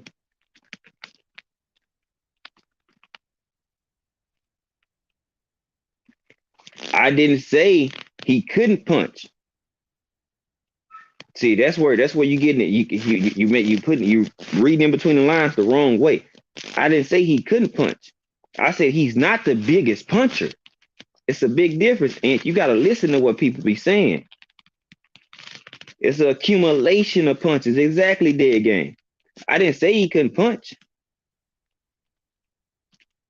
I said he's not the biggest puncher. That doesn't mean that he can't punch. That's where you losing me at. I ain't never discredit say he couldn't punch. Like they say, Caleb Plant is feather fisted, but he just knocked this dude out, knocked him out cold. That's why I'm saying, listen to what I'm saying. See, that's why some of y'all mess up with content creators, bro. Y'all think somebody's saying something they not saying. Didn't even say that. I said he's not the biggest puncher. That don't mean he can't punch, but he's not one punch KO on folks. He'll throw 1,000 punches. And you know what I'm saying? In the midst of you getting hit by one, 2 or 3 more might hit you, and that's what hurt him and get him out of there. Proof is in the pudding. Does that mean he can't fight? Hell no, that don't mean he can't fight. He definitely can fight. He definitely not scared. I like David Benavidez. Shit. He can fight. It'll be a good fight. But the margin of error and gap that people might thought it was with Plant and Benavidez, it's not dirty. It's not a big gap. Trust me on that. Not a big gap. And they the same size. So it's not like you got this small opponent in the ring with you. Or, you know what I'm saying, where you just so much bigger and you can overwhelm somebody.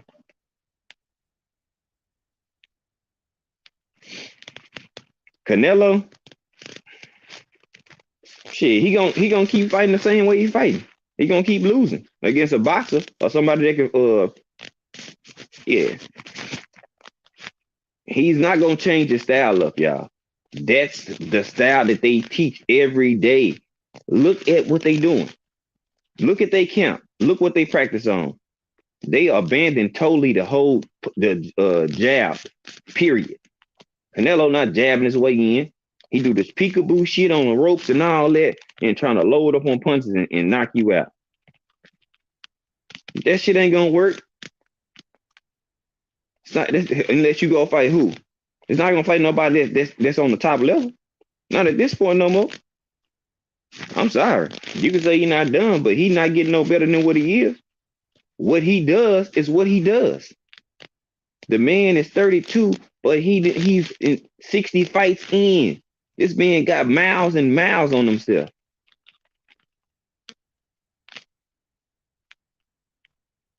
You know what I'm saying? Yeah. No. I think these fights, Plant Benavidez, that's a dope fight. 50-50 fight. You know what I'm saying? But Canelo got a lot of miles on his leg, on his body. A lot of them. A lot.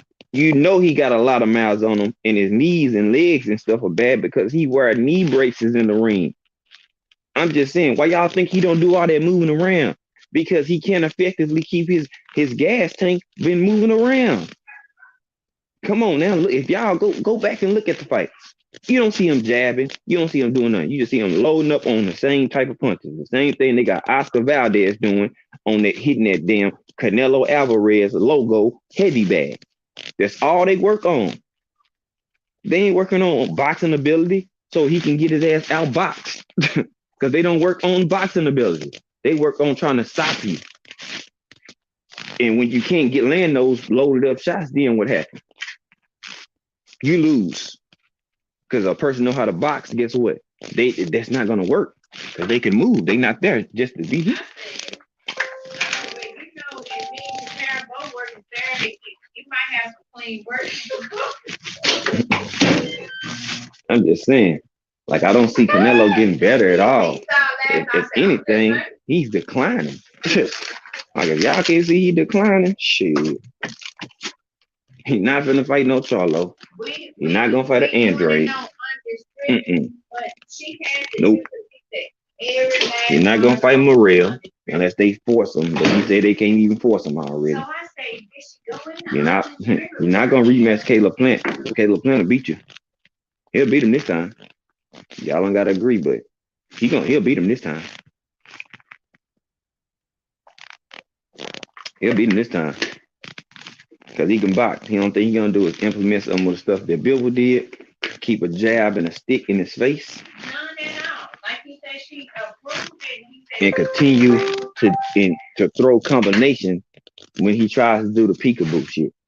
That's all he gotta do.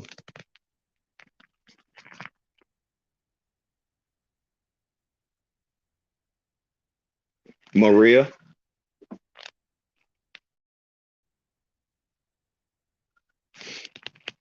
You already know, dude. Anthony, Aunt Maria will be the more dangerous fight for Charlo. Over Canelo and Benavidez. Yep. That's my opinion. He can move, he can box, he can fight off the back foot, he can come forward if he wants to.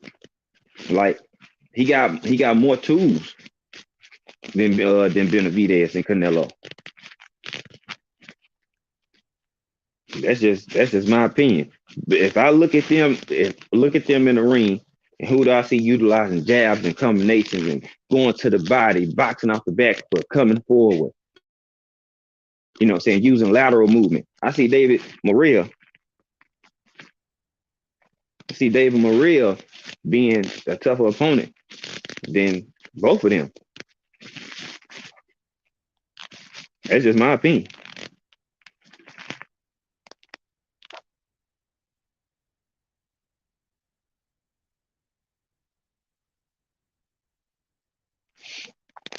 Because when they see a person that they think flat-footed, Anthony, they think that the person that's flat-footed can't move or they can't box because they either front foot dominant or they just come forward or they have a certain style. You know what I'm saying? But just because some people could be flat-footed and come forward, don't mean that they're not light on their feet. I done seen people come forward, they kind of flat-footed coming forward, but they light on their feet so they can get out the way, and get right back to it. Everybody got this whole like it's like this mythical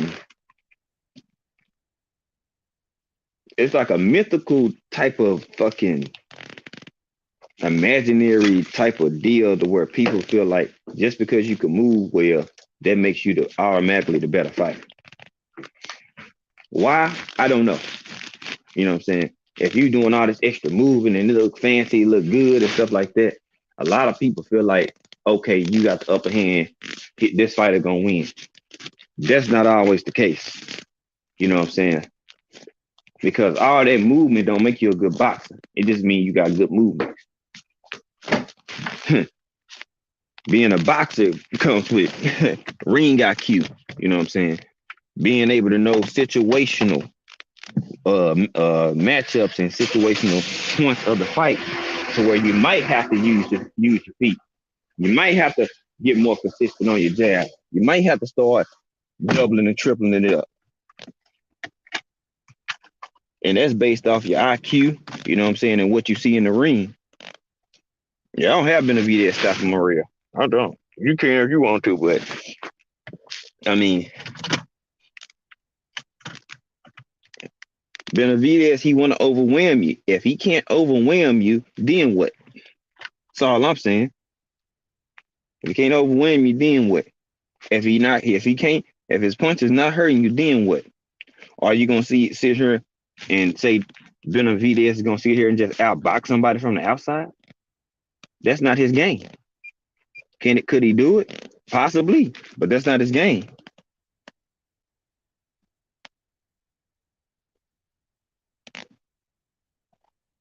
Yeah, you can be flat-footed, but you gotta move though. You gotta move. Difference between Oscar and Canelo. See, Oscar was a dog in the ring. We could say he weird as hell outside of the ring, but in the ring, Oscar was a dog. Oscar gonna jab, he gonna bang, he gonna hook you. He working the body. He'll elevate a man. Work the body, work the top. You know what I'm saying? Big dog. No, they don't.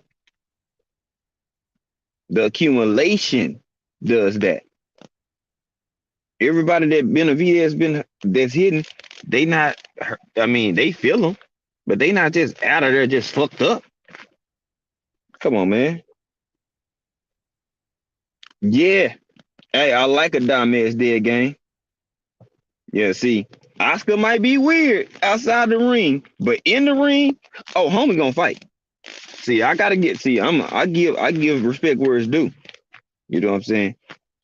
Dude can fight. You might like, spatulas, kitchen utensils, and pantyhose and shit like that at this point, and booger sugar.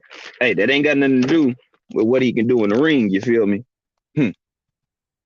Ain't got nothing to do with what he can do in the ring. Straight up. Inside the ring, homie was getting it in. And that's just straight up. Gotta give him his respect. Homie was getting it in.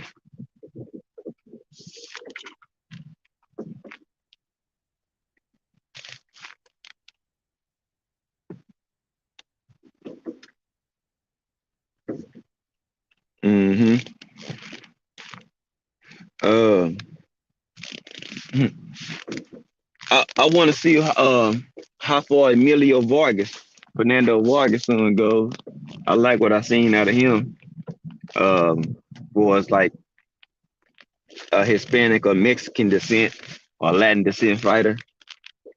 Um, but my favorite young prospect, I got a couple of them. You know what I'm saying?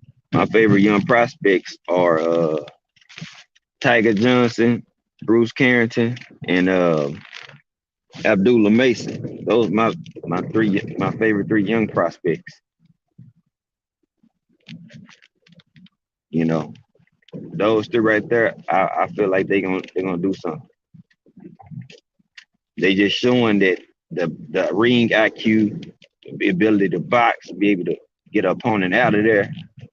Like they showing that they got all the tools to be a great. They just getting the experience, the rounds as a pro. You know, being able to perform even better and better under the bright big lights every time, things of that nature. You know what I'm saying? So that's how I gauge those fighters. You know.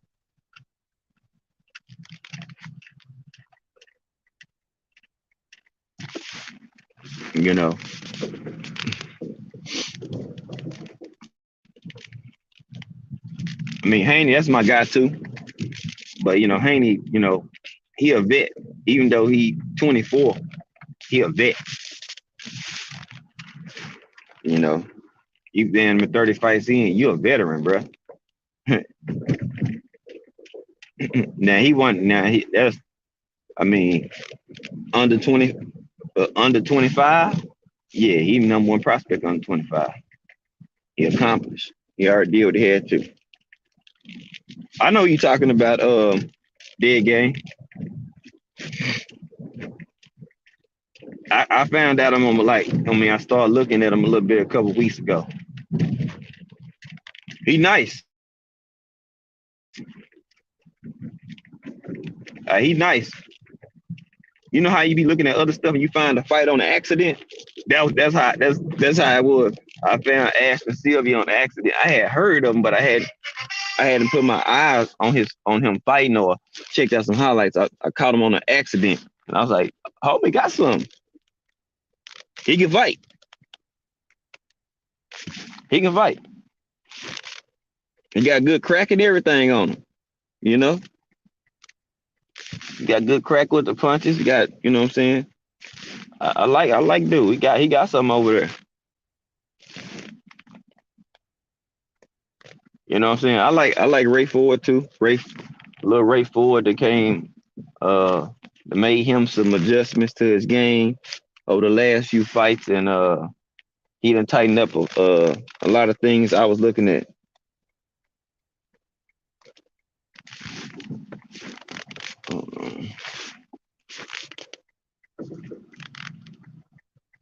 God damn. Yeah.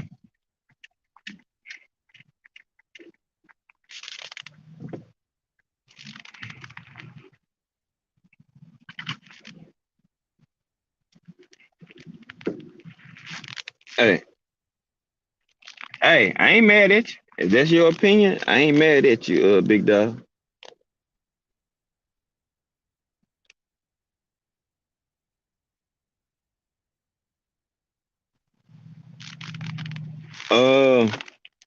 Uh, During the monster fight, I think somebody mentioned his name. You know what I'm saying?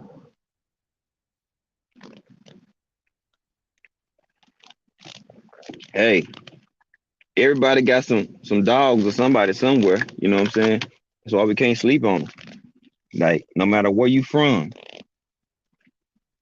anybody could turn out to be a great or could be the next one up. You just never know. You know what I'm saying? That's why I respect everybody, and I always will say, even if I favor a fighter to win, I'm always gonna be straight down the middle with shit. The other fighter could win too. This boxing, anybody can win. You know what I'm saying? Any given day, you know what I'm saying? Anybody can win. It's about who won it each and every day. No matter about your accolades, all of what you done in the past. Each fight you get in there, you gotta prove that you that dude every time. Not some of the time, you gotta go prove that every time that you one of them ones. Every time. And it's about who won it. You know what I'm saying? That's the thing in boxing. Whoever wants it the most or wanted it that bad, that's who's gonna be successful. Especially when the skill level is about what and what. Whoever wants it the most, that who is gonna be successful.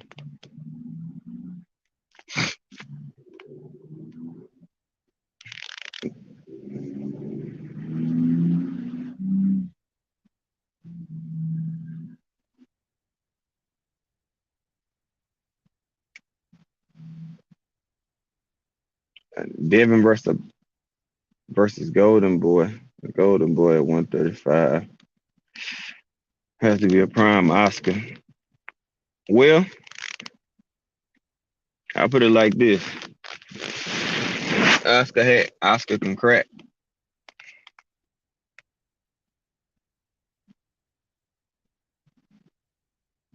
Oscar can crack, but Oscar didn't have the best footwork.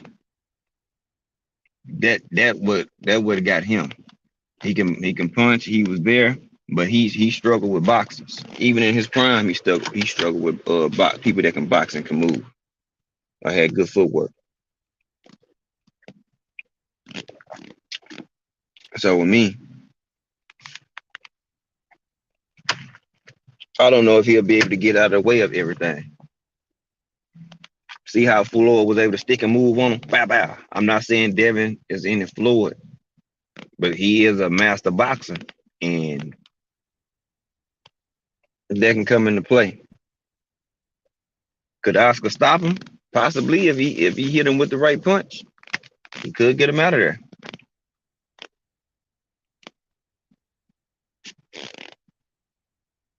He could get him out of there.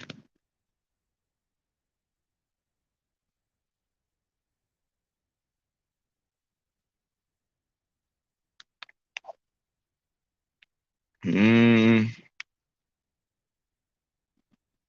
well, honestly, it's not that many fighters under 25 that got one punch knockout power.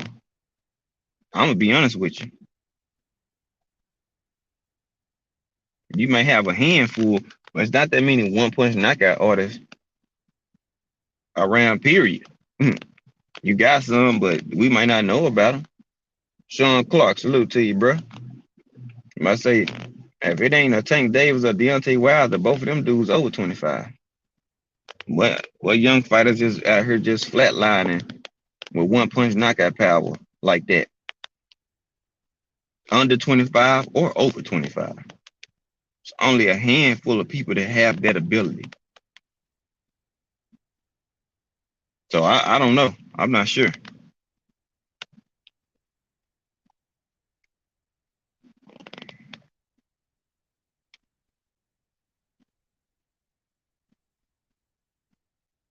I mean, yeah, and then kind of no. You know what I'm saying? Like, I believe he can, but I haven't seen it enough with one punch to just flatline him to say he a one punch knockout artist. I think he has power, but I don't think he's a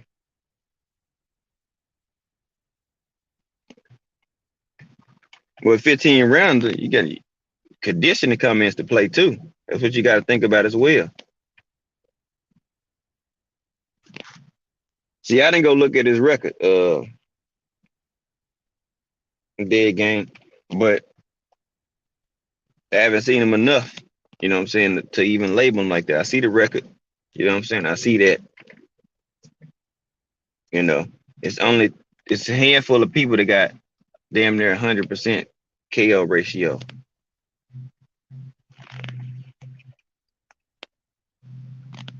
Yeah, I seen him fight. Yeah, he a dog with it, but it's like with Boots. You know what I'm saying? I need to see them flatline somebody that's notable. Like, because if you're gonna do that, if somebody is a level below you and you go flatline them, it's like I can give you credit for it, but yeah, Morel a beast, you know what I'm saying? Boots a beast, you know. That's just me.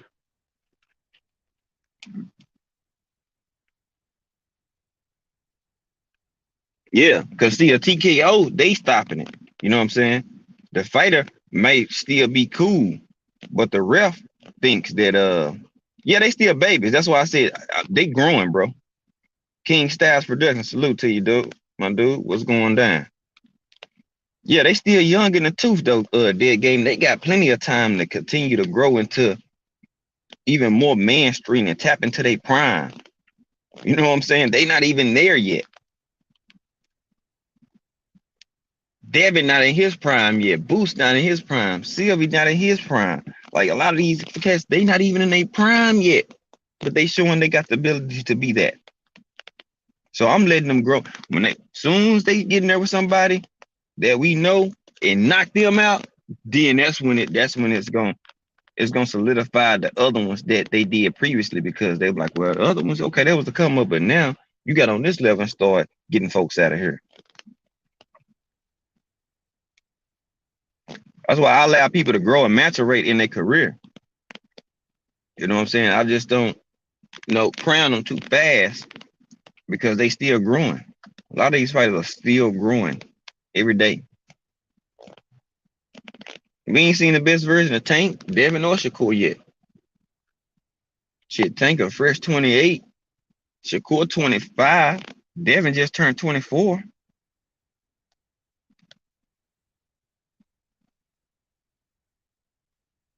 What you mean 28 to 32?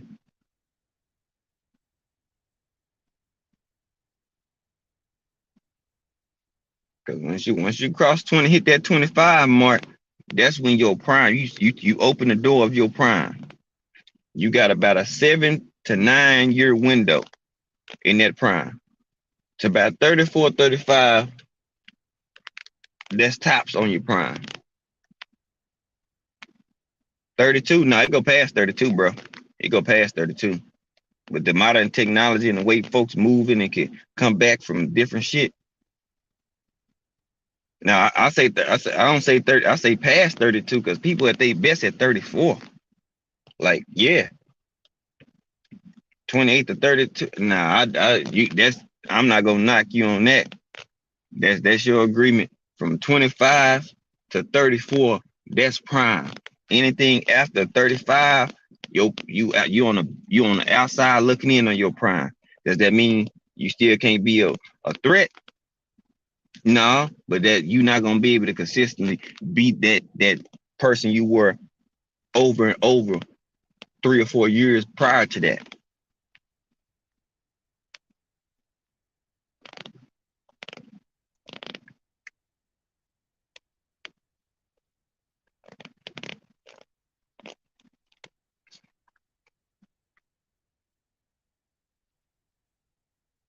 I look at prime because me being running and training for track, how you long as you in excellent shape and you take care of your body, you can be your prime can extend itself. Like it's people 35 that still beating these young 22-year-olds in the 100 right now. It's because it's how you train and how much work you put in.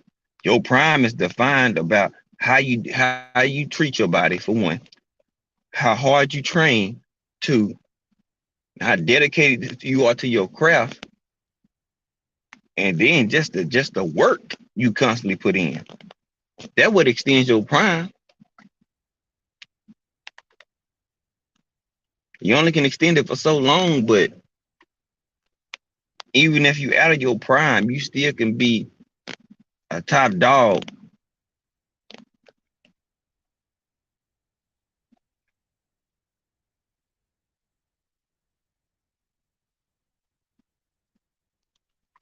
Shit.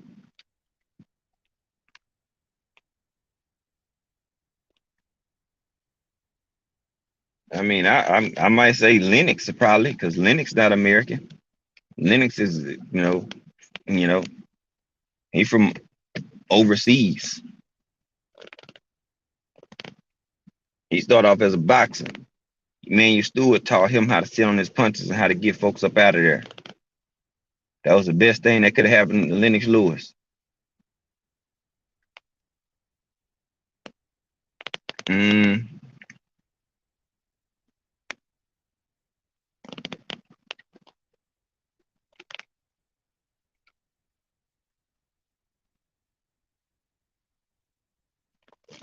Yo, the wise crush, my brother TWT in the building. What it do, crush it?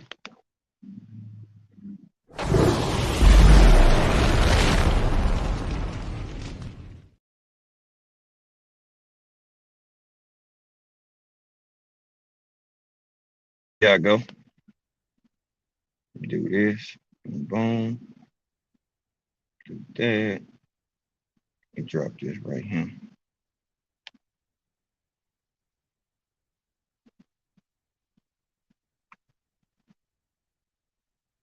Just cooking up some shit, man. We cooking. Yeah, Clisco's them could crack. Yeah, they can crack.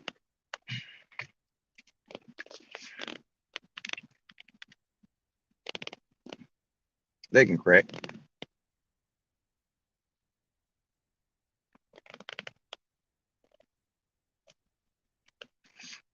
But I think, I mean, it's only a handful of that actually came to the U.S. and actually had some success, though. You know what I'm saying? Like everyone that came over here, they didn't actually have success when it comes to Eastern European fighters and shit.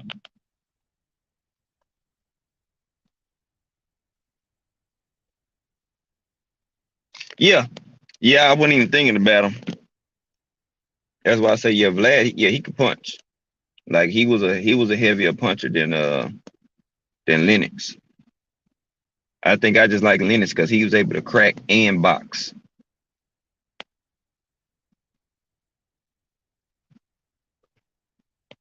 I think that's why. Then I like Lennox because every loss he got, he went in the bench and he did him dirty. You see what I'm saying? Like his losses, the 3 losses he got, he went and got those revenges, and he beat their ass, whooped their ass.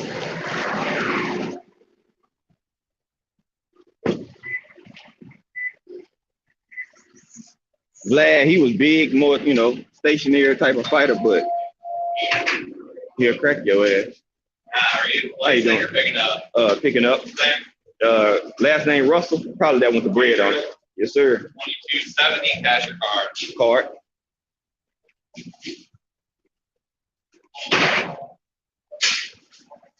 Give me a second, y'all. All right. It looks like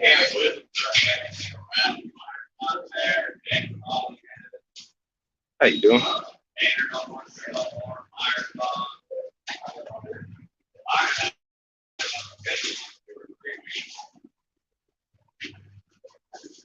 Appreciate it, man. They actually got 6 drivers. Man, I don't know. Like with certain these fighters, I don't know. Like 1 minute you not knocking folks out there, next minute you are.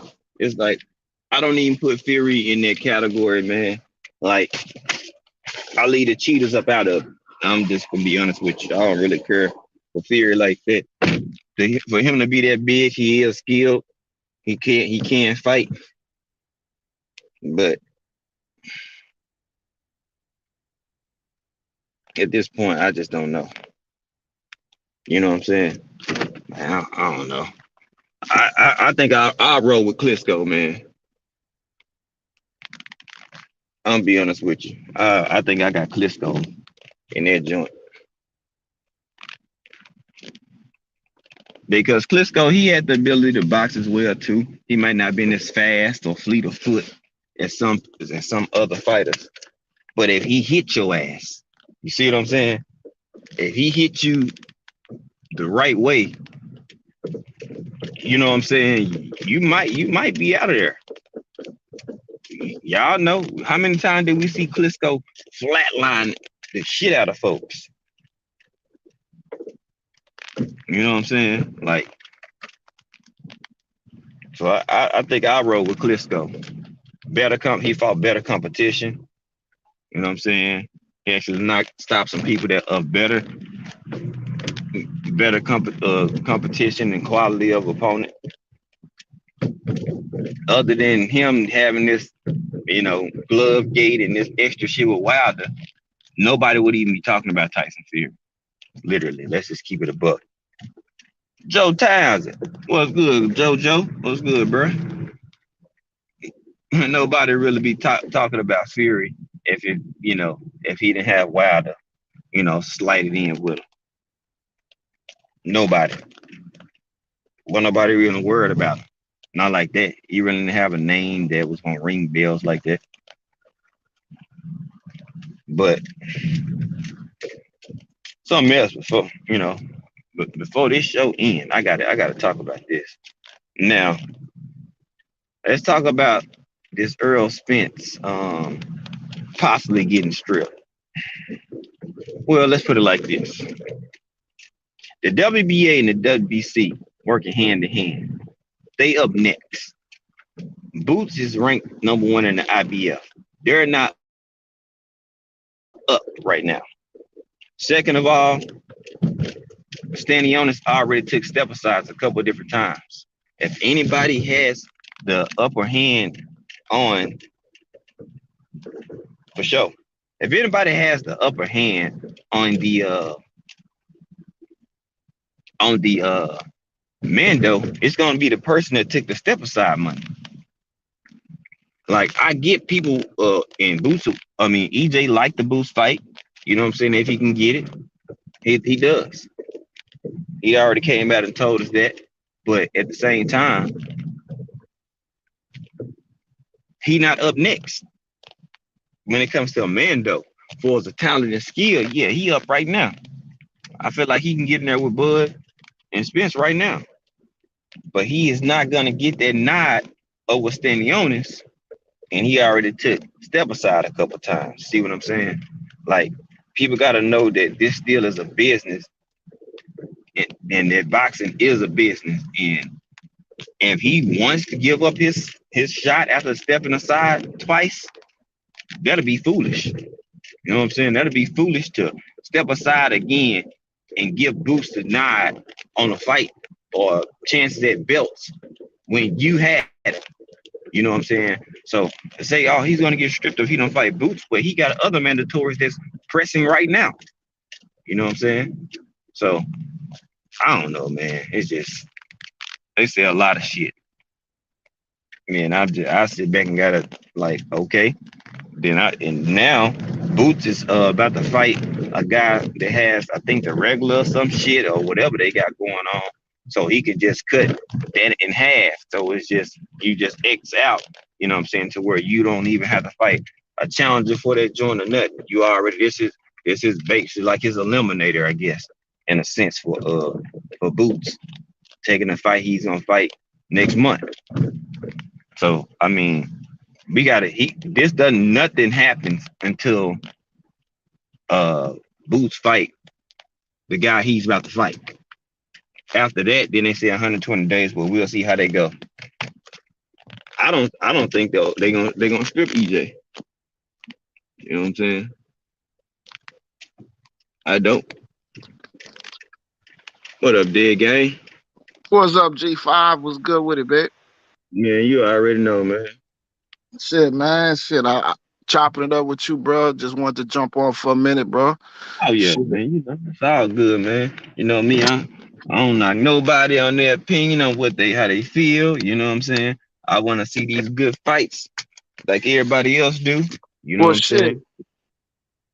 If they mandatory, we gonna see some good fights. Cause Hell yeah. shit, they saying Keith Thurman, WBC jumped up, so Keith Thurman #1. One. Yep.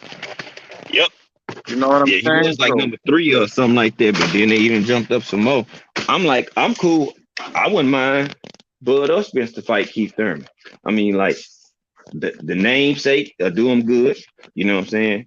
He's still one of the better people at 147 still right now. You know what I'm saying? We don't know what the hell kind of being gonna be yet. You know what I'm saying?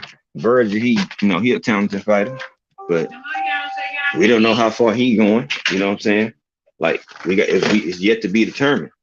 So if you yeah, looking I at like. this, Since I'm a Bud fan, I like Earl too. But I've been watching them since they mm-hmm, started their career and shit. But mm-hmm, I say, bro, for Bud, I say Keith Thurman would be perfect, bro, man, because we need that name, bro. We need that name. That's a big name. yeah, And you see, it wouldn't be cool if we catch him after Earl catch him again. Another fight after Earl beat up another you dude. got We to don't get him. want him You after got to that. get him. You got to We get him gotta get before him EJ. first. Yeah, we need him first. And that's all me. I was saying about certain stuff when it comes to Bud. Like who is it, either if it's him or his handlers, they gotta snatch up something before EJ do it because they can't let him just keep adding on, you know, adding on more to to his clip, adding more ammo to his clip by getting this name before you get him. Then now it's like, okay, you got him on there too, but then you got him after EJ, so you gotta beat him to the punch. That's just smart business. That's just E- my opinion. Like Exactly. if he could have Exactly. had Ugas and Danny before EJ, that would have put man.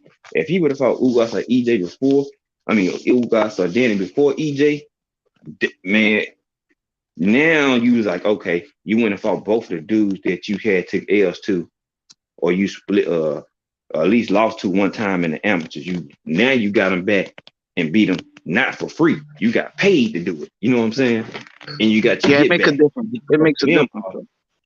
It and makes out, now. And another thing, I'm gonna tell you, I wasn't excited that Boots went after Earl because I wanted Boots to go after Bud for the same reason that Floyd Mayweather caught Canelo when he was young, and his career can continue through mm-hmm, Canelo because that's his only mm-hmm, loss.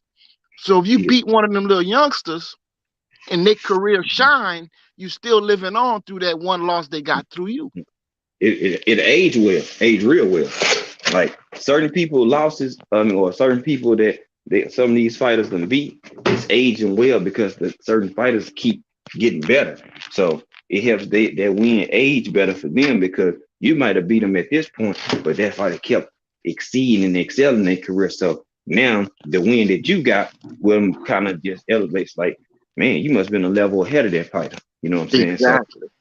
that, Exactly. that's how I look at it, bro. Like everybody don't think it like that. Like he went after, but they didn't. his team, or they didn't push it like that. He was calling for him. I don't know if the WBO was gonna, what I'm saying, he was ranked right there, but I don't know if he got irritated because they kept just keeping Virgil above him, and Virgil had little layoffs and stuff like that. Nah, man, it's the three belt, it's the three belts, bro. What you want to Yeah, go for, one belt or three? well, yeah, no, of course you want to go for three, but what I'm saying is like, look, say he wasn't gonna get Spence right away. You feel me? Like you got a better chance of getting Spence before you get Bud, if since you already right there. You don't have to fight Eliminator to get the WBO strap. You see what I'm saying? Like everybody else, that you gotta, you get approved, but then you gotta fight something like title eliminator. WBO don't really make you have to fight an eliminator. If you the man though, you can go ahead and get that run. You see, IBF and WBA and other folks, they having title eliminators and stuff like that. You know what I'm saying? WBO, it's just, you were in the mix. I wouldn't have mind that as well either, but for whatever reason, you know what I'm saying? It didn't play out to go that way. So now you over here. But my thing is, you're gonna be behind somebody still. You know what I'm saying? Like you're on the same side or the same type of network that Stanley Onis is on.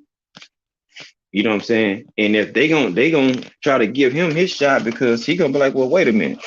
I took step aside for this fight to happen and for this fight to happen. I'm still technically the man though. You know what I'm saying? So now you put yourself in line. Who's gonna be up? Is it gonna be Thurman that's gonna be up? That's what they trying to mandate. Or is it gonna be standing on this, or is it gonna be you? You still kind of third fiddle. You know what I'm saying? So I don't know, man. I Yeah, mean, yeah, I don't know, bro. yeah, And that you that, say, that two step aside, that kind of, what I'm saying, they gonna have to let that man have his shot too, though. You know what I'm saying? And that's what I've been trying to tell folks. Like, you step aside, he didn't lose his ranking. He's still there. He stepped aside for championship fights, which the sanctioning body approved.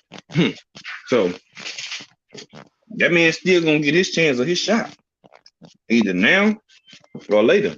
If he don't take it and then somebody else have it, then he didn't really want it.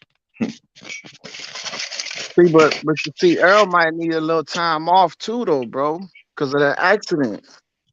We don't know Well, how bad that shit gonna affect him. You know what I'm saying? He might even want a tune-up fight, unless he consider Keith a tune-up. But he might want one before Keith. That might make him strip a belt. so, um, yeah, I put him on the table. Now with him, I don't think he's too serious to hurt. It's probably more so of a mental. You know what I'm saying? Like when a person keeps to have multiple accidents or something like that can mess them up mentally. You know what I'm saying? I think this is more Right. of a mental type of, let him get his head clear. Like in last few times you've been in the car, something happens. You know what I'm saying? Or somebody hit you or something. So just like an injury, somebody blow their knee or something out. They physically here, but it's more of the mental aspect that you got to make sure is stabilized in order for them to, what I'm saying, to be who they are or whatever. So I think it might be more of a mental. I mean, you get out, you walking around, clearly you're not too hurt. You know what I'm saying? You after the wreck, you recording, talking, doing all this and all that, walking around, and you know what I'm saying? So you're not too hurt. So I don't think it'll be this crazy layoff. But he want his time to have his full camp for whoever he's fighting. You know what I'm saying? So he be like, let me get my full camp in on whoever I'm fighting. You might need time to figure out who the hell they fighting anyway. You know what I'm saying? So if they gonna in the block, you know what I'm saying, and him and Boo may try to revisit. You know what I'm saying? They still, still an option. You know what I'm saying? Because technically he really wants that fight next. Now, can they get it? We have to see. So it's just one of them things. If he want it, I mean, he gonna try to get it, but you can't force other folks' hand. You know what I'm saying? Whether it be, you know what I'm saying, Bo Mack handling Bud business because that's his manager. You know what I'm saying?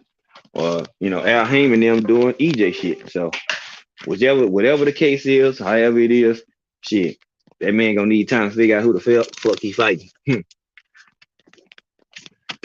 So that's just how I look at it, man. I think boxing need it, but I don't know, man. Bud just can't let for too long.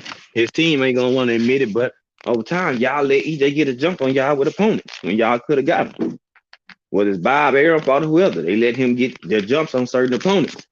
Because if he had already fought two of the three, what I'm saying, names or players at the division, then who he fought at 147, it wouldn't have been such a big, what I'm saying, a big needle or a big, throwing the side for people. Then they're like, well, he fought this person, that person, this person too. You fought that person, this person, that person too. So, Carter, come eat, man. For sure, for sure, man. I'm gonna jump off, but I'm gonna ask you a question before I go, bro. Shakur Frank Martin. Well, I think that actually be a good fight. Very good fight. I think a lot of people they leaning towards Shakur, but this would be his best opponent up until this date. Like literally, this would be his best opponent. He got the experience side over Frank Martin, but Frank Martin, he got one of the best trainers in the game. I say the best trainer in the game, but I kind of lean towards Shakur. You know what I'm saying? But I need to see him fight at 35. You know what I'm saying? I need to see him fight somebody at 35. Like I know you could box, you got the skill, man, but that's a good fight. Like it could be a 52-48 type of split. Like it's not far off. And I see people like, oh, he just gonna run right through Frank Martin. I'm like, bruh, I don't think it's gonna be that easy. You know what I'm saying? Like, I don't think it's gonna be that easy. Now he could very well win that fight, but I don't think he's just gonna have no easy day fighting Frank Martin. That's just my opinion. If he do have an easy day fighting Frank Martin, he would prove to me a lot. That dude. That dude. Yeah. Like I don't care what nobody say. You can have your belt. I mean, like even with Tank, I'd be like, bro, you got to go prove that he watched this dude. You feel me? He watched the dude that watched the dude that you were supposed to fight. You know what I'm saying? He turned around and watched him. And it's like Southpaw, bro. I don't know how that fight would go, bro. I don't know, man. Because Frank could move and turn. Like he showed everybody his boxing ability and footwork, and everybody now is on more of a notice. Like, bro, that dude had him in a blender in the ring. I'm like him. Michelle Rivera can move and box, but he was lost in the sauce that fight, boy. Man, I had that 50-50 before the fight, man. Man, he went in there and put in work. I said, Lord Jesus, he beating the stuffing out this dude right now. He couldn't do nothing. I said, woof. I said, yeah, he raised his stock up on that one in a good way. In a good way. So I'm like, hey, you know who my sleeper at 135 is though? Who that? Raymond Muratalla. Muratalla. Robert Garcia fighter. Right. That's my sleeper because he's similar style, kind of like Frank Martin. You know what I'm saying? They can box, they can crack, but they just slowly just moving up the ranks and ain't worrying about too much. Hey, just give me this fight. Let me just keep fighting. But I'm like, these dudes gonna mess around and gonna run across one of these dudes and think it's sweet. And one of our favorites gonna underestimate one of these dudes, and niggas gonna be looking kind of crazy. So I'm like, I mean, I got Devin them up there, but it's like you keep letting these dudes get more and more experience and with better fighters, especially if he get the Nakatila fight. That Muratalla and Nakatila fight, that'd be a good fight for him. Another little decent name, a top 10 ranked opponent at the weight class. So I think they got him number 8 in the world. Last time I checked, Nakatila at 135. Hey, where And they Bam fight? Where Bam fight at? where is Bam at 120, 115, like 120 118? something? No, 118, I think. Okay. Yeah, because remember they wanted him to go up to 22 and possibly fight Monster. Right. Okay. He at 18, but he was gonna go back down to 15 at one point. I don't I don't know. Like them smaller weights, man, you gotta actually put that a microscope on that joint because you'll forget some of them weights because you got 15, you got 18 and 22 and like yeah, but Bam a bad boy though. I rocks with Bam. Bam can fight. Yeah, I like Bam. I just didn't remember which weight he was at. And knew Yeah, him knew him moving up to fight Stefan, right? yeah, he has it. Go eat your food, man. He has it in the clip, but is he gonna do it though? You know what I'm saying? Like he's never sparred or fought a black fighter ever. You know what I'm saying? And you know, that's just like when somebody from overseas come over here and they hoop, and then they go over here to and play in the NBA. It's kind of they get that culture shock type of deal. Like, bro, I didn't know they was that big and that fast and that strong. Like, man, I didn't know it was like that. And I'm like, that's something that possibly could happen because he's never sparred a black fighter at all, ever. He 29 years old. Never been in the ring with one or anything. I was like, ooh, Lord, I, you I gonna didn't find out know. the I didn't ball know game. that.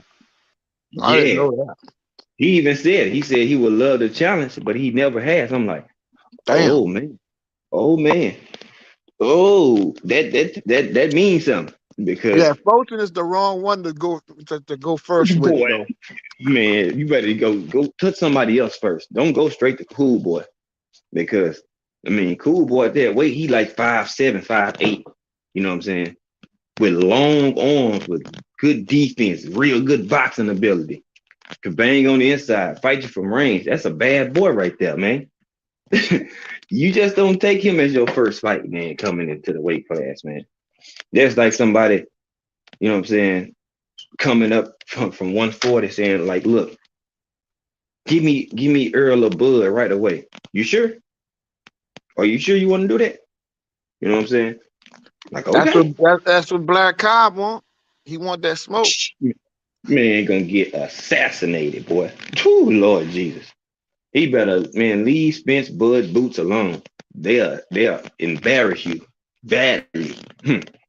Badly, bro. It wouldn't even be funny.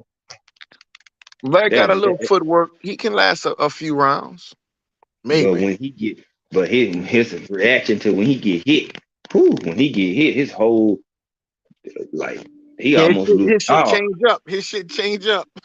Mm-hmm. But when he got hit by what's the name? I said, Lord, his whole body language changed. Like, oh my God, what was that? By Rocha, boy, Alexis, yeah. yeah, I said, woo. Alexis, yeah, bro. I'm looking at Yeah. his body language. It's like his body froze up. Like, man, I'm like, oh man, that boy punch resistant ain't. I don't know if that's good. You better not try to go fight a Spencer Bud, because once they hit you with something funky, they gonna hit you again with that joint. And then again, you gonna be like, God, dog, I can't get these dudes off me. You not. You can't get out their way.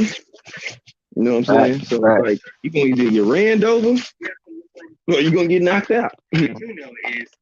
For You sure. know, Man, so it was cool chopping it up, man. I'm gonna go rake some leaves up and listen it in the chat, bro, until you shut out. off already, man. For sure, bro. Do Appreciate you your letting me thing. on, big dog. Oh man, you know, anytime, man. All right, peace. For sure. Where's my phone here? You okay, Tiggy?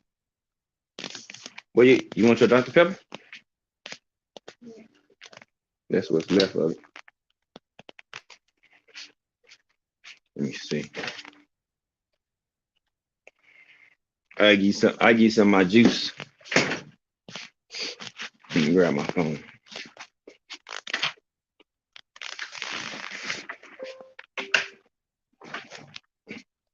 All right, I'm still right here, y'all. Dark Truth, what's good, man? I missed some of y'all, man. I had left my phone out here in the car. T Hunt, what's good with you, bro? Jelly Bean, 4280, what's good, fam? Like some of y'all I missed, man. I had left my phone sitting in the car, getting these kids they pizza and all this stuff in. My apologies on my tardiness, Dark Truth, and Jelly Bean, T Hunt. But man, that's just me. That's just how, you know what I'm saying, I view it. Like that would make us different over here. You know what I'm saying? We open to you know, anybody that got a difference of opinion, you know, when it comes to fighters or whatever like that. Just be reasonable and respectful, bro, and you free to have say what you want to say.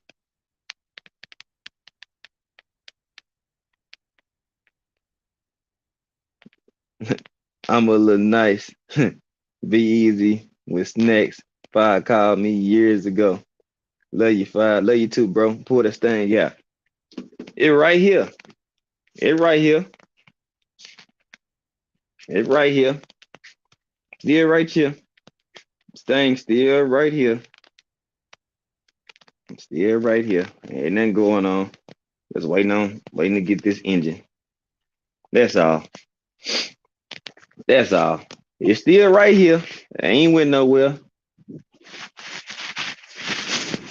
Yeah, quit telling. Yeah. Mm-hmm. Appreciate you with the $5 super chat though, bruh. You know what I'm saying? So anybody different opinion, you know what I'm saying? Like you see how easy that is? I know my man Dead Game rock with Bud. I rock with EJ, but I rock with both of them. In the ring, I do. I wish both of them the, best health, wealth, success, prosperity upon their life and their families. You know what I'm saying? You know, but you could that's where people understand, bro. Allow people to get their shit off, have their opinion, even if it's indifference. If it ain't disrespectful, let the people get it off. Folks don't want to do that shit though. Mm-mm. They don't want to do that. They want to beef with you as soon as you get up there. But if you cooking and you make logical sense, they'll know where you coming from. You feel me? Oh yeah, appreciate that dead game. It's under construction. You know what I'm saying? I can't wait to get it out in the next month or two. It'll be ready to go, if not sooner. I'm telling you, quick, honey bun. You already know my love. You know what it is. Yeah, I just got some what's the name. You know what I'm saying? All this top part, this new. You know what I'm saying? Snacks B, I know ain't nothing changed. It's right here. You know what I'm saying? It's everything is still put together. The top half is fine. It's the bottom internal that I got a bad engine rod. I didn't fuck it up fully, so I parked it so it don't blow the full engine. So in the process of getting a new one, I can get this one machine cleaned up and done if I want to, and you know, sell it, put it up, or whatever I choose to do. But yeah, it's still we clean up under here. Y'all can see straight through the bottom, leaves on the ground. All this stuff is yeah, we good over here.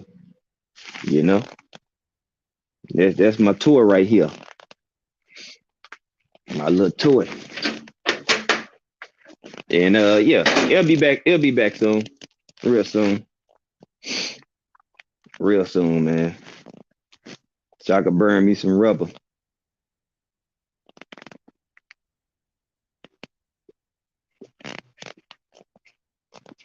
Yeah, Snatch, we done had conversations about how to say your bed, That's my guy, man. Snatch be my guy. Yeah, it's clean.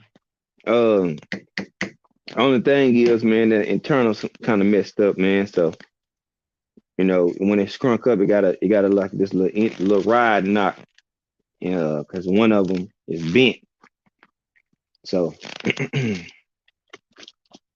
I could just replace the H rod or whatever, get them forged, but then at the same time, when you have a ride knock, you kind of tend to have like chips of metal, you know, um, that's gonna be inside the engine and shit like that. Hell no. Uh-uh. Hell no. I got good rubber on them tires, man.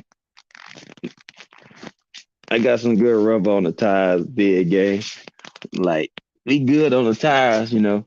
We got the good Continental boys on here, you know. What's on here? What they 275? Yeah, 275, 40, or 19. Cause I upgraded the rims and put the Mustang was on that joint. Took them factory joints off. Took them 17s off, and I wanted a bigger wheel, wider base, better traction, stability, along with a full suspension. Uh, you know, brand new full suspension all the way through and through. Brakes, rotors. You know what I'm saying? Inner tie ride, outer tie ride. You know, sway bar at the front. Like all that shit is new. All that shit on the top of the engine is new, except like the plenum, the Mustang plenum that connected to the throttle body and the throttle body sensor. But other than that, everything else is new. I got fuel filters, fuel pumps. Go E85 and switch up whatever gas I want to go. I already got a can tune. As soon as I do all this shit, then I put it on the dyno tuner. You know what I'm saying? But is that we about 80%, 85% of fully rebuilding that joint. Interior cool. You know what I'm saying? Interior cool. You know, it ain't bad on the inside. Interior cool. Excuse the flow might be a little dirty in here, but interior cool. Factory radio right here. You know, back seats. You know what I'm saying? Ain't cracked, ain't ripped, ain't busted. None of that. No cracks on none of this shit. You know, I made sure I replaced what I need to replace. No crack vents, no none of that shit. All original shit though. You know what I'm saying? Just, people ask about it, I'll show you. Hmm, hmm. I'll show you. You know. Now this is what I'm ready to get changed.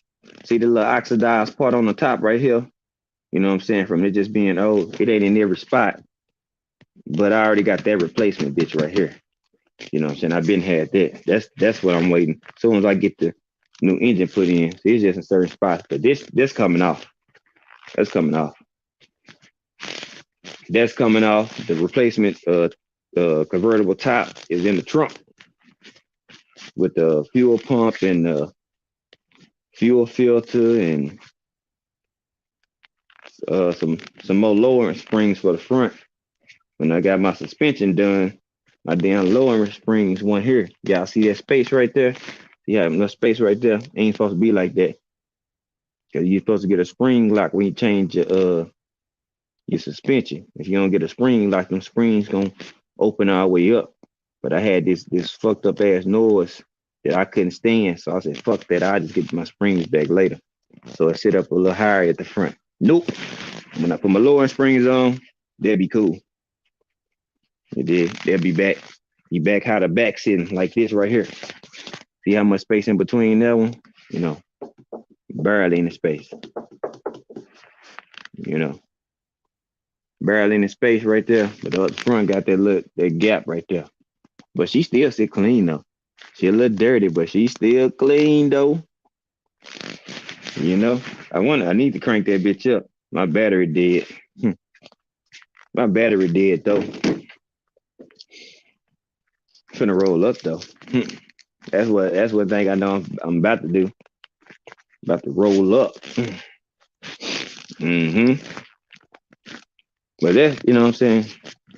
That's what we own. You know, shout out to Quee. You know what I'm saying?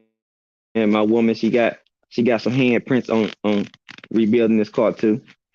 You know what I'm saying? My woman, she bought some shit too. Mm-hmm. I wasn't looking for it, right? At certain times and shit. She grabbed some shit, So she got her thumbprint on this joint somewhere on this joint too, multiple places. When it comes to what I'm saying, putting shit on. Mm-hmm. Certain shit I was thinking about, I was gonna buy. And I was like, I'll do this at another time, and then you know what I'm saying. For sure, did game. But yeah, she be on it.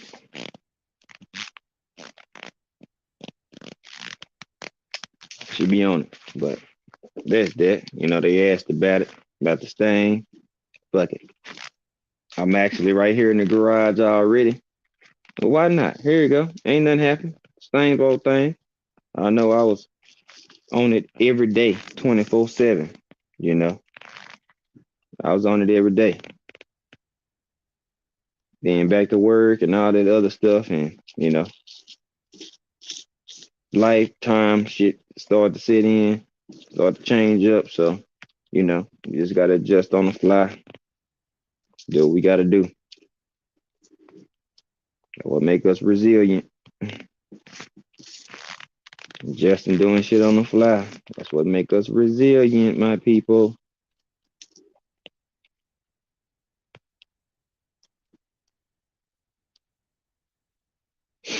Yeah, so that's that. You know, I ran down through here with it. It's fun rebuilding. It's fun to drive.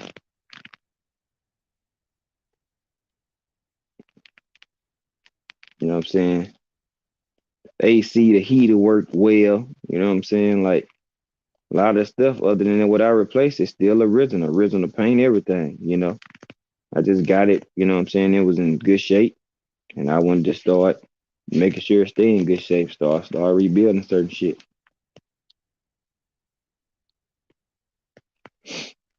And bam, we are now. I own it. You know what I'm saying? I got the title. So that's that. You all right, Chloe?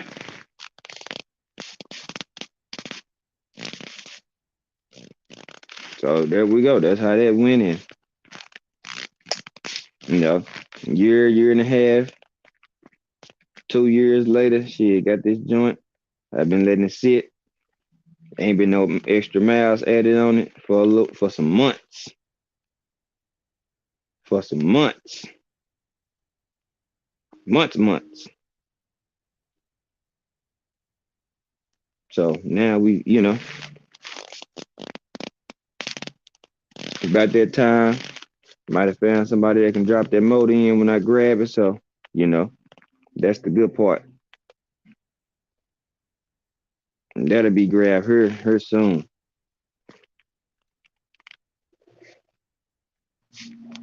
Preferably next month.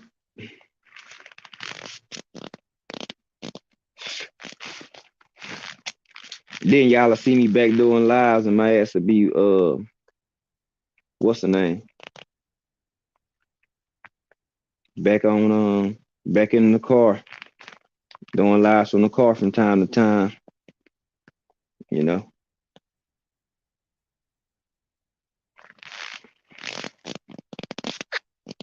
Finish doing what I need to do to it.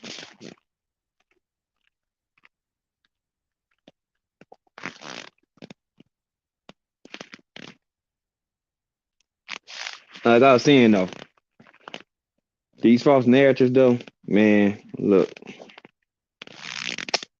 False narratives, created narratives, whatever you want to call them joints. You know what I'm saying? Lies or stories or whatever you choose to call them.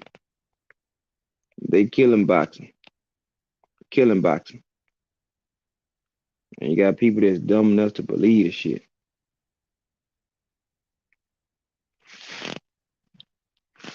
But nothing can be in place or no, that time clock don't start allegedly until after Boots fight, this fight that he's doing in January. After that, we'll see if they're gonna carry on and go through it.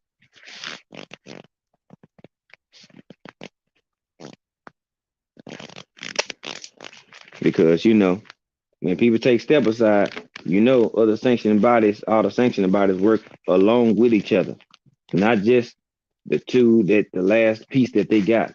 When they go for undisputed or they going for unification, both sanctioning bodies or all sanctioning bodies that's a part of it, that's involved, have to be on board. FYI, you know, undisputed, all sanctioning bodies are on board because those are all the pieces you need to make undisputed. So the WBA, WBO, IBF, WBC, all of them approved because they need all of their all pieces, all parties involved of these sanctioning bodies for undisputed. If they don't want that fight, then they can oppose it, and then you might not see undisputed in certain instances. Now, one could be holding it up. It all depends. But usually they all of them are notified or on board when all belts are being represented in one fight. Why wouldn't they want to know? Why wouldn't they be informed? It's they belt or they organizations is being represented. Of course they want to know. But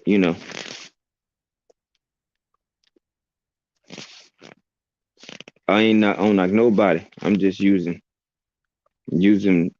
my knowledge and shit. I didn't research my damn self, but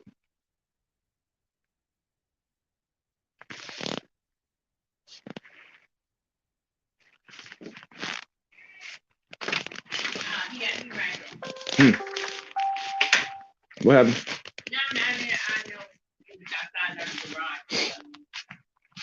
Did y'all eat all the can out of that box? No, I hid it. Is that it?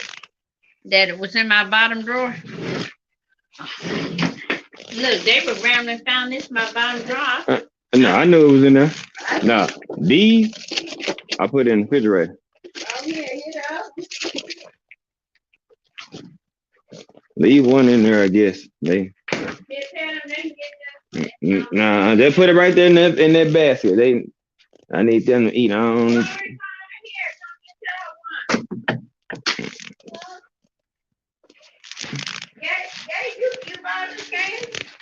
No, you bought it. You get it from me. I went in there one day and I found it. I was like, oh, okay. Go get it, baby. Huh? I thought. Oh. My bad, little girl. You want a piece of candy, buddy? Go to your granny.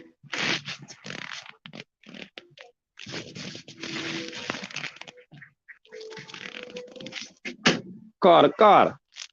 Go and get your candy, man. Go get your candy, man.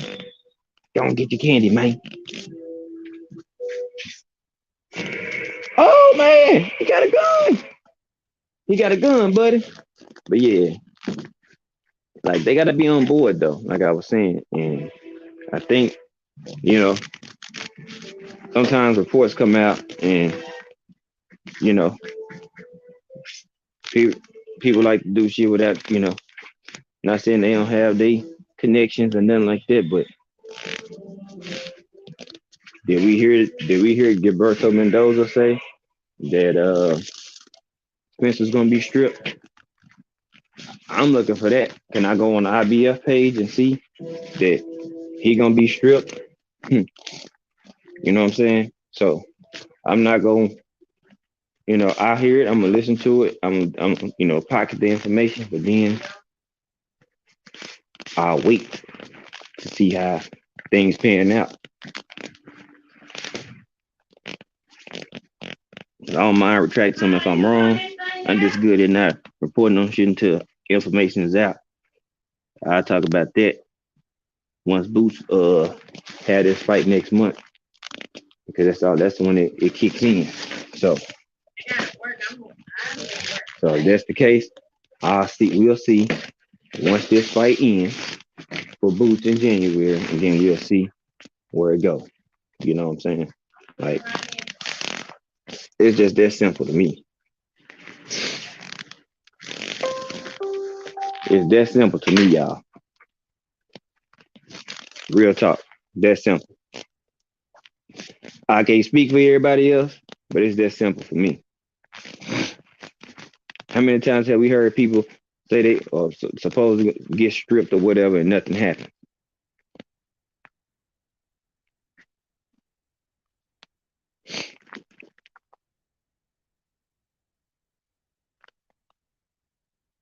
So that's that. We're gonna hit that 3 hour mark, and then we gonna be up out of here.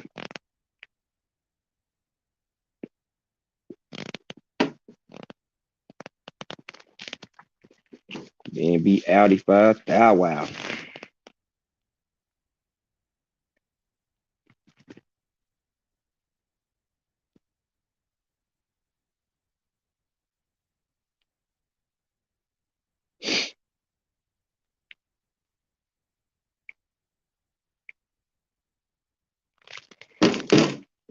But yeah, again, these narrative based channels and agenda pushing ass channels, man, just make up shit. They ain't heard no reports, no nothing. They just make up shit. Those type of channels, man, that's what's fucking up boxing. Then you got, you know what I'm saying, people like Tay Jones and folks who actually plugged in and connected. Shout out to Pac-Man. Pac-Man Tay, Pac-Man ATL underscore my boy Tay. You know what I'm saying? Because you know what I'm saying? He'll hear something, he won't even say nothing. He go do his homework, get all what he need on it, wait till the right time, and then boom. You know what I'm saying? That's why I can respect Tay on his shit. Straight up. We'll be going to go get it.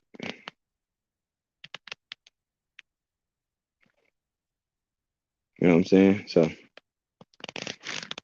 those type of folks, man, they making it hard in the sport, man. Making it harder for these fighters. Real talk. Like real spill, they making it hard for fighters.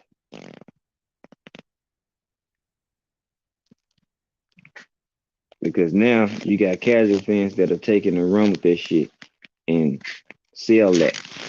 You know what I'm saying? They'll sell that to the public. As all this is what it is. Actually, that ain't what it is.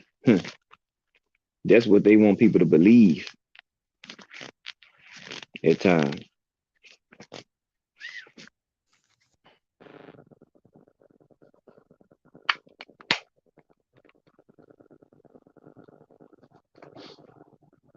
Yeah, straight up.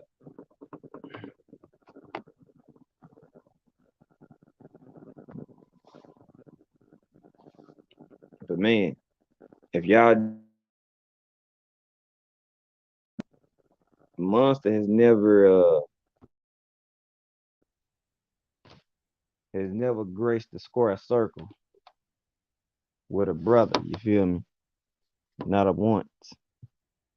I want people to think about that loud and clear before they say that Monster gonna knock out Cool Boy. It's a culture shock when you never been there with a black man in the ring.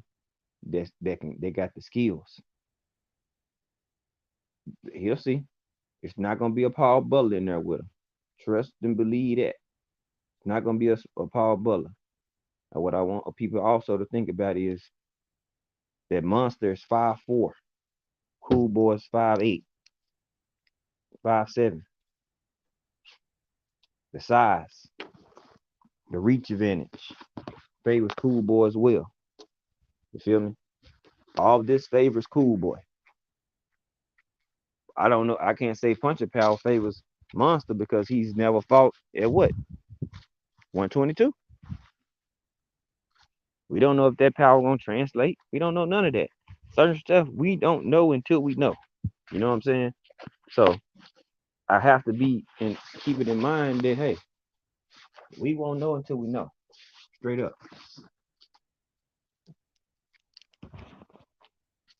And that's just being fair. What if his power don't translate up like that?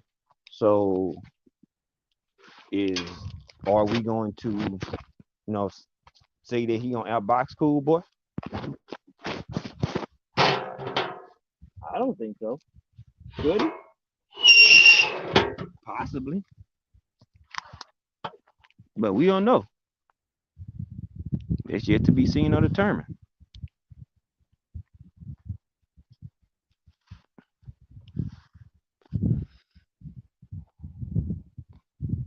I'm telling you, when it comes to just athleticism and when a person is at the top of their game and they skilled, especially being black, hey, not to be on a racial type of shit, because I'm not. It's just we look across the sports in the world. We damn near got the best athletes in every damn sport. Football, basketball, track for sure. We even got black folks that's are in tennis that are making headlines and making waves.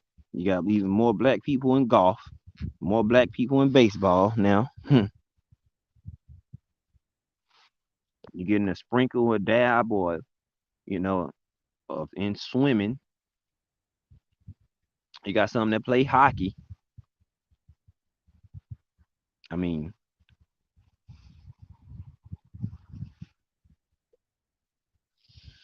I've just said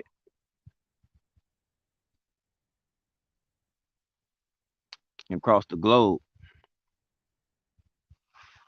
you know what I'm saying? More black CEOs are popping up. You know what I'm saying? Like whether in Dallas or Atlanta or, wherever you at, especially along the South.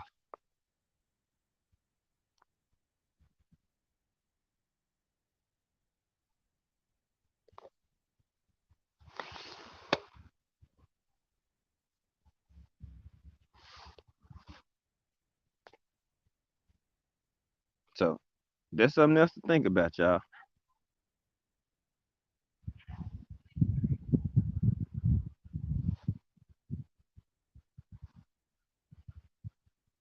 Something to think about. It's definitely something to think about, y'all. You know what I'm saying? But I'm gonna, you know, I'm just, I just be trying to, just look at across the globe. You know what I'm saying? Like, shit, some of the highest paid and some of the biggest athletes in the world. Not all of them, but majority of them are. We in soccer. You know what I'm saying? Like we everywhere.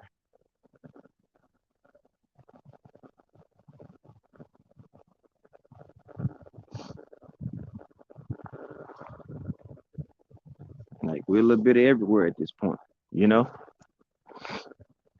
and it's more of other races happening in the sports that they may not have been always in now. So it's like people take notice, and every race has some dominant individuals, white, black, it don't matter what color. Everybody got dominant individuals.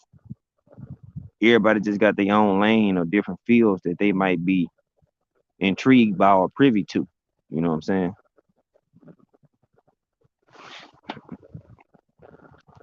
Because they think all us are just athletes. You know what I'm saying? But now they realize more and more, oh, they think they not just athletes. There's some great business minds. There's some great, I'm saying, individuals that don't play sports. Because we not just sports.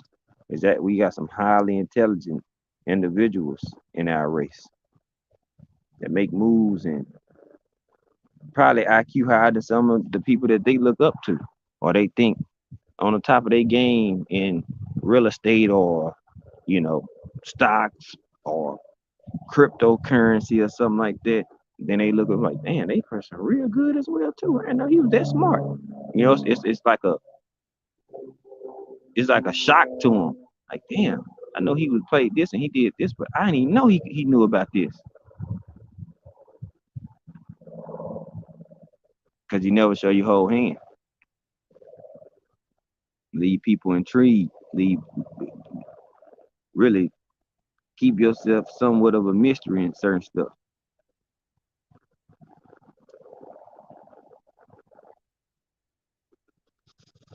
In certain regard, remain a mystery.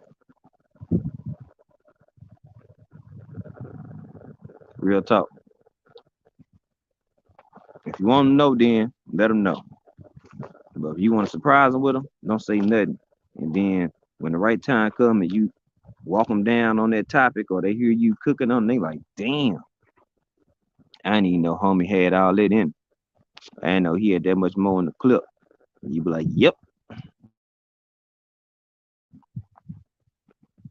based on assumptions of what you thought, led you to believe that people was one dimensional. When some people are multifaceted, multi-dimensional individuals and people, they can do a lot of shit. Not just do a lot of shit, but do a lot of shit well. You know what I'm saying?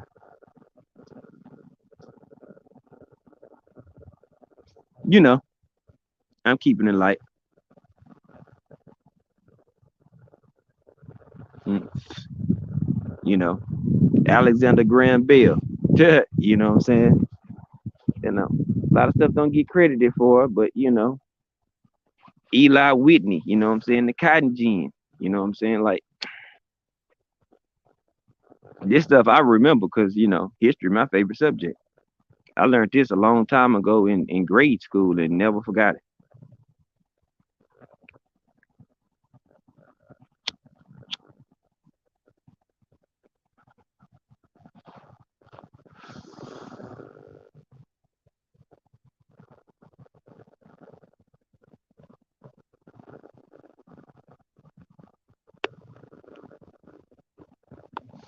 hmm So I get it, but man, it's been a good one. Had to tap in yet again today. Rock it.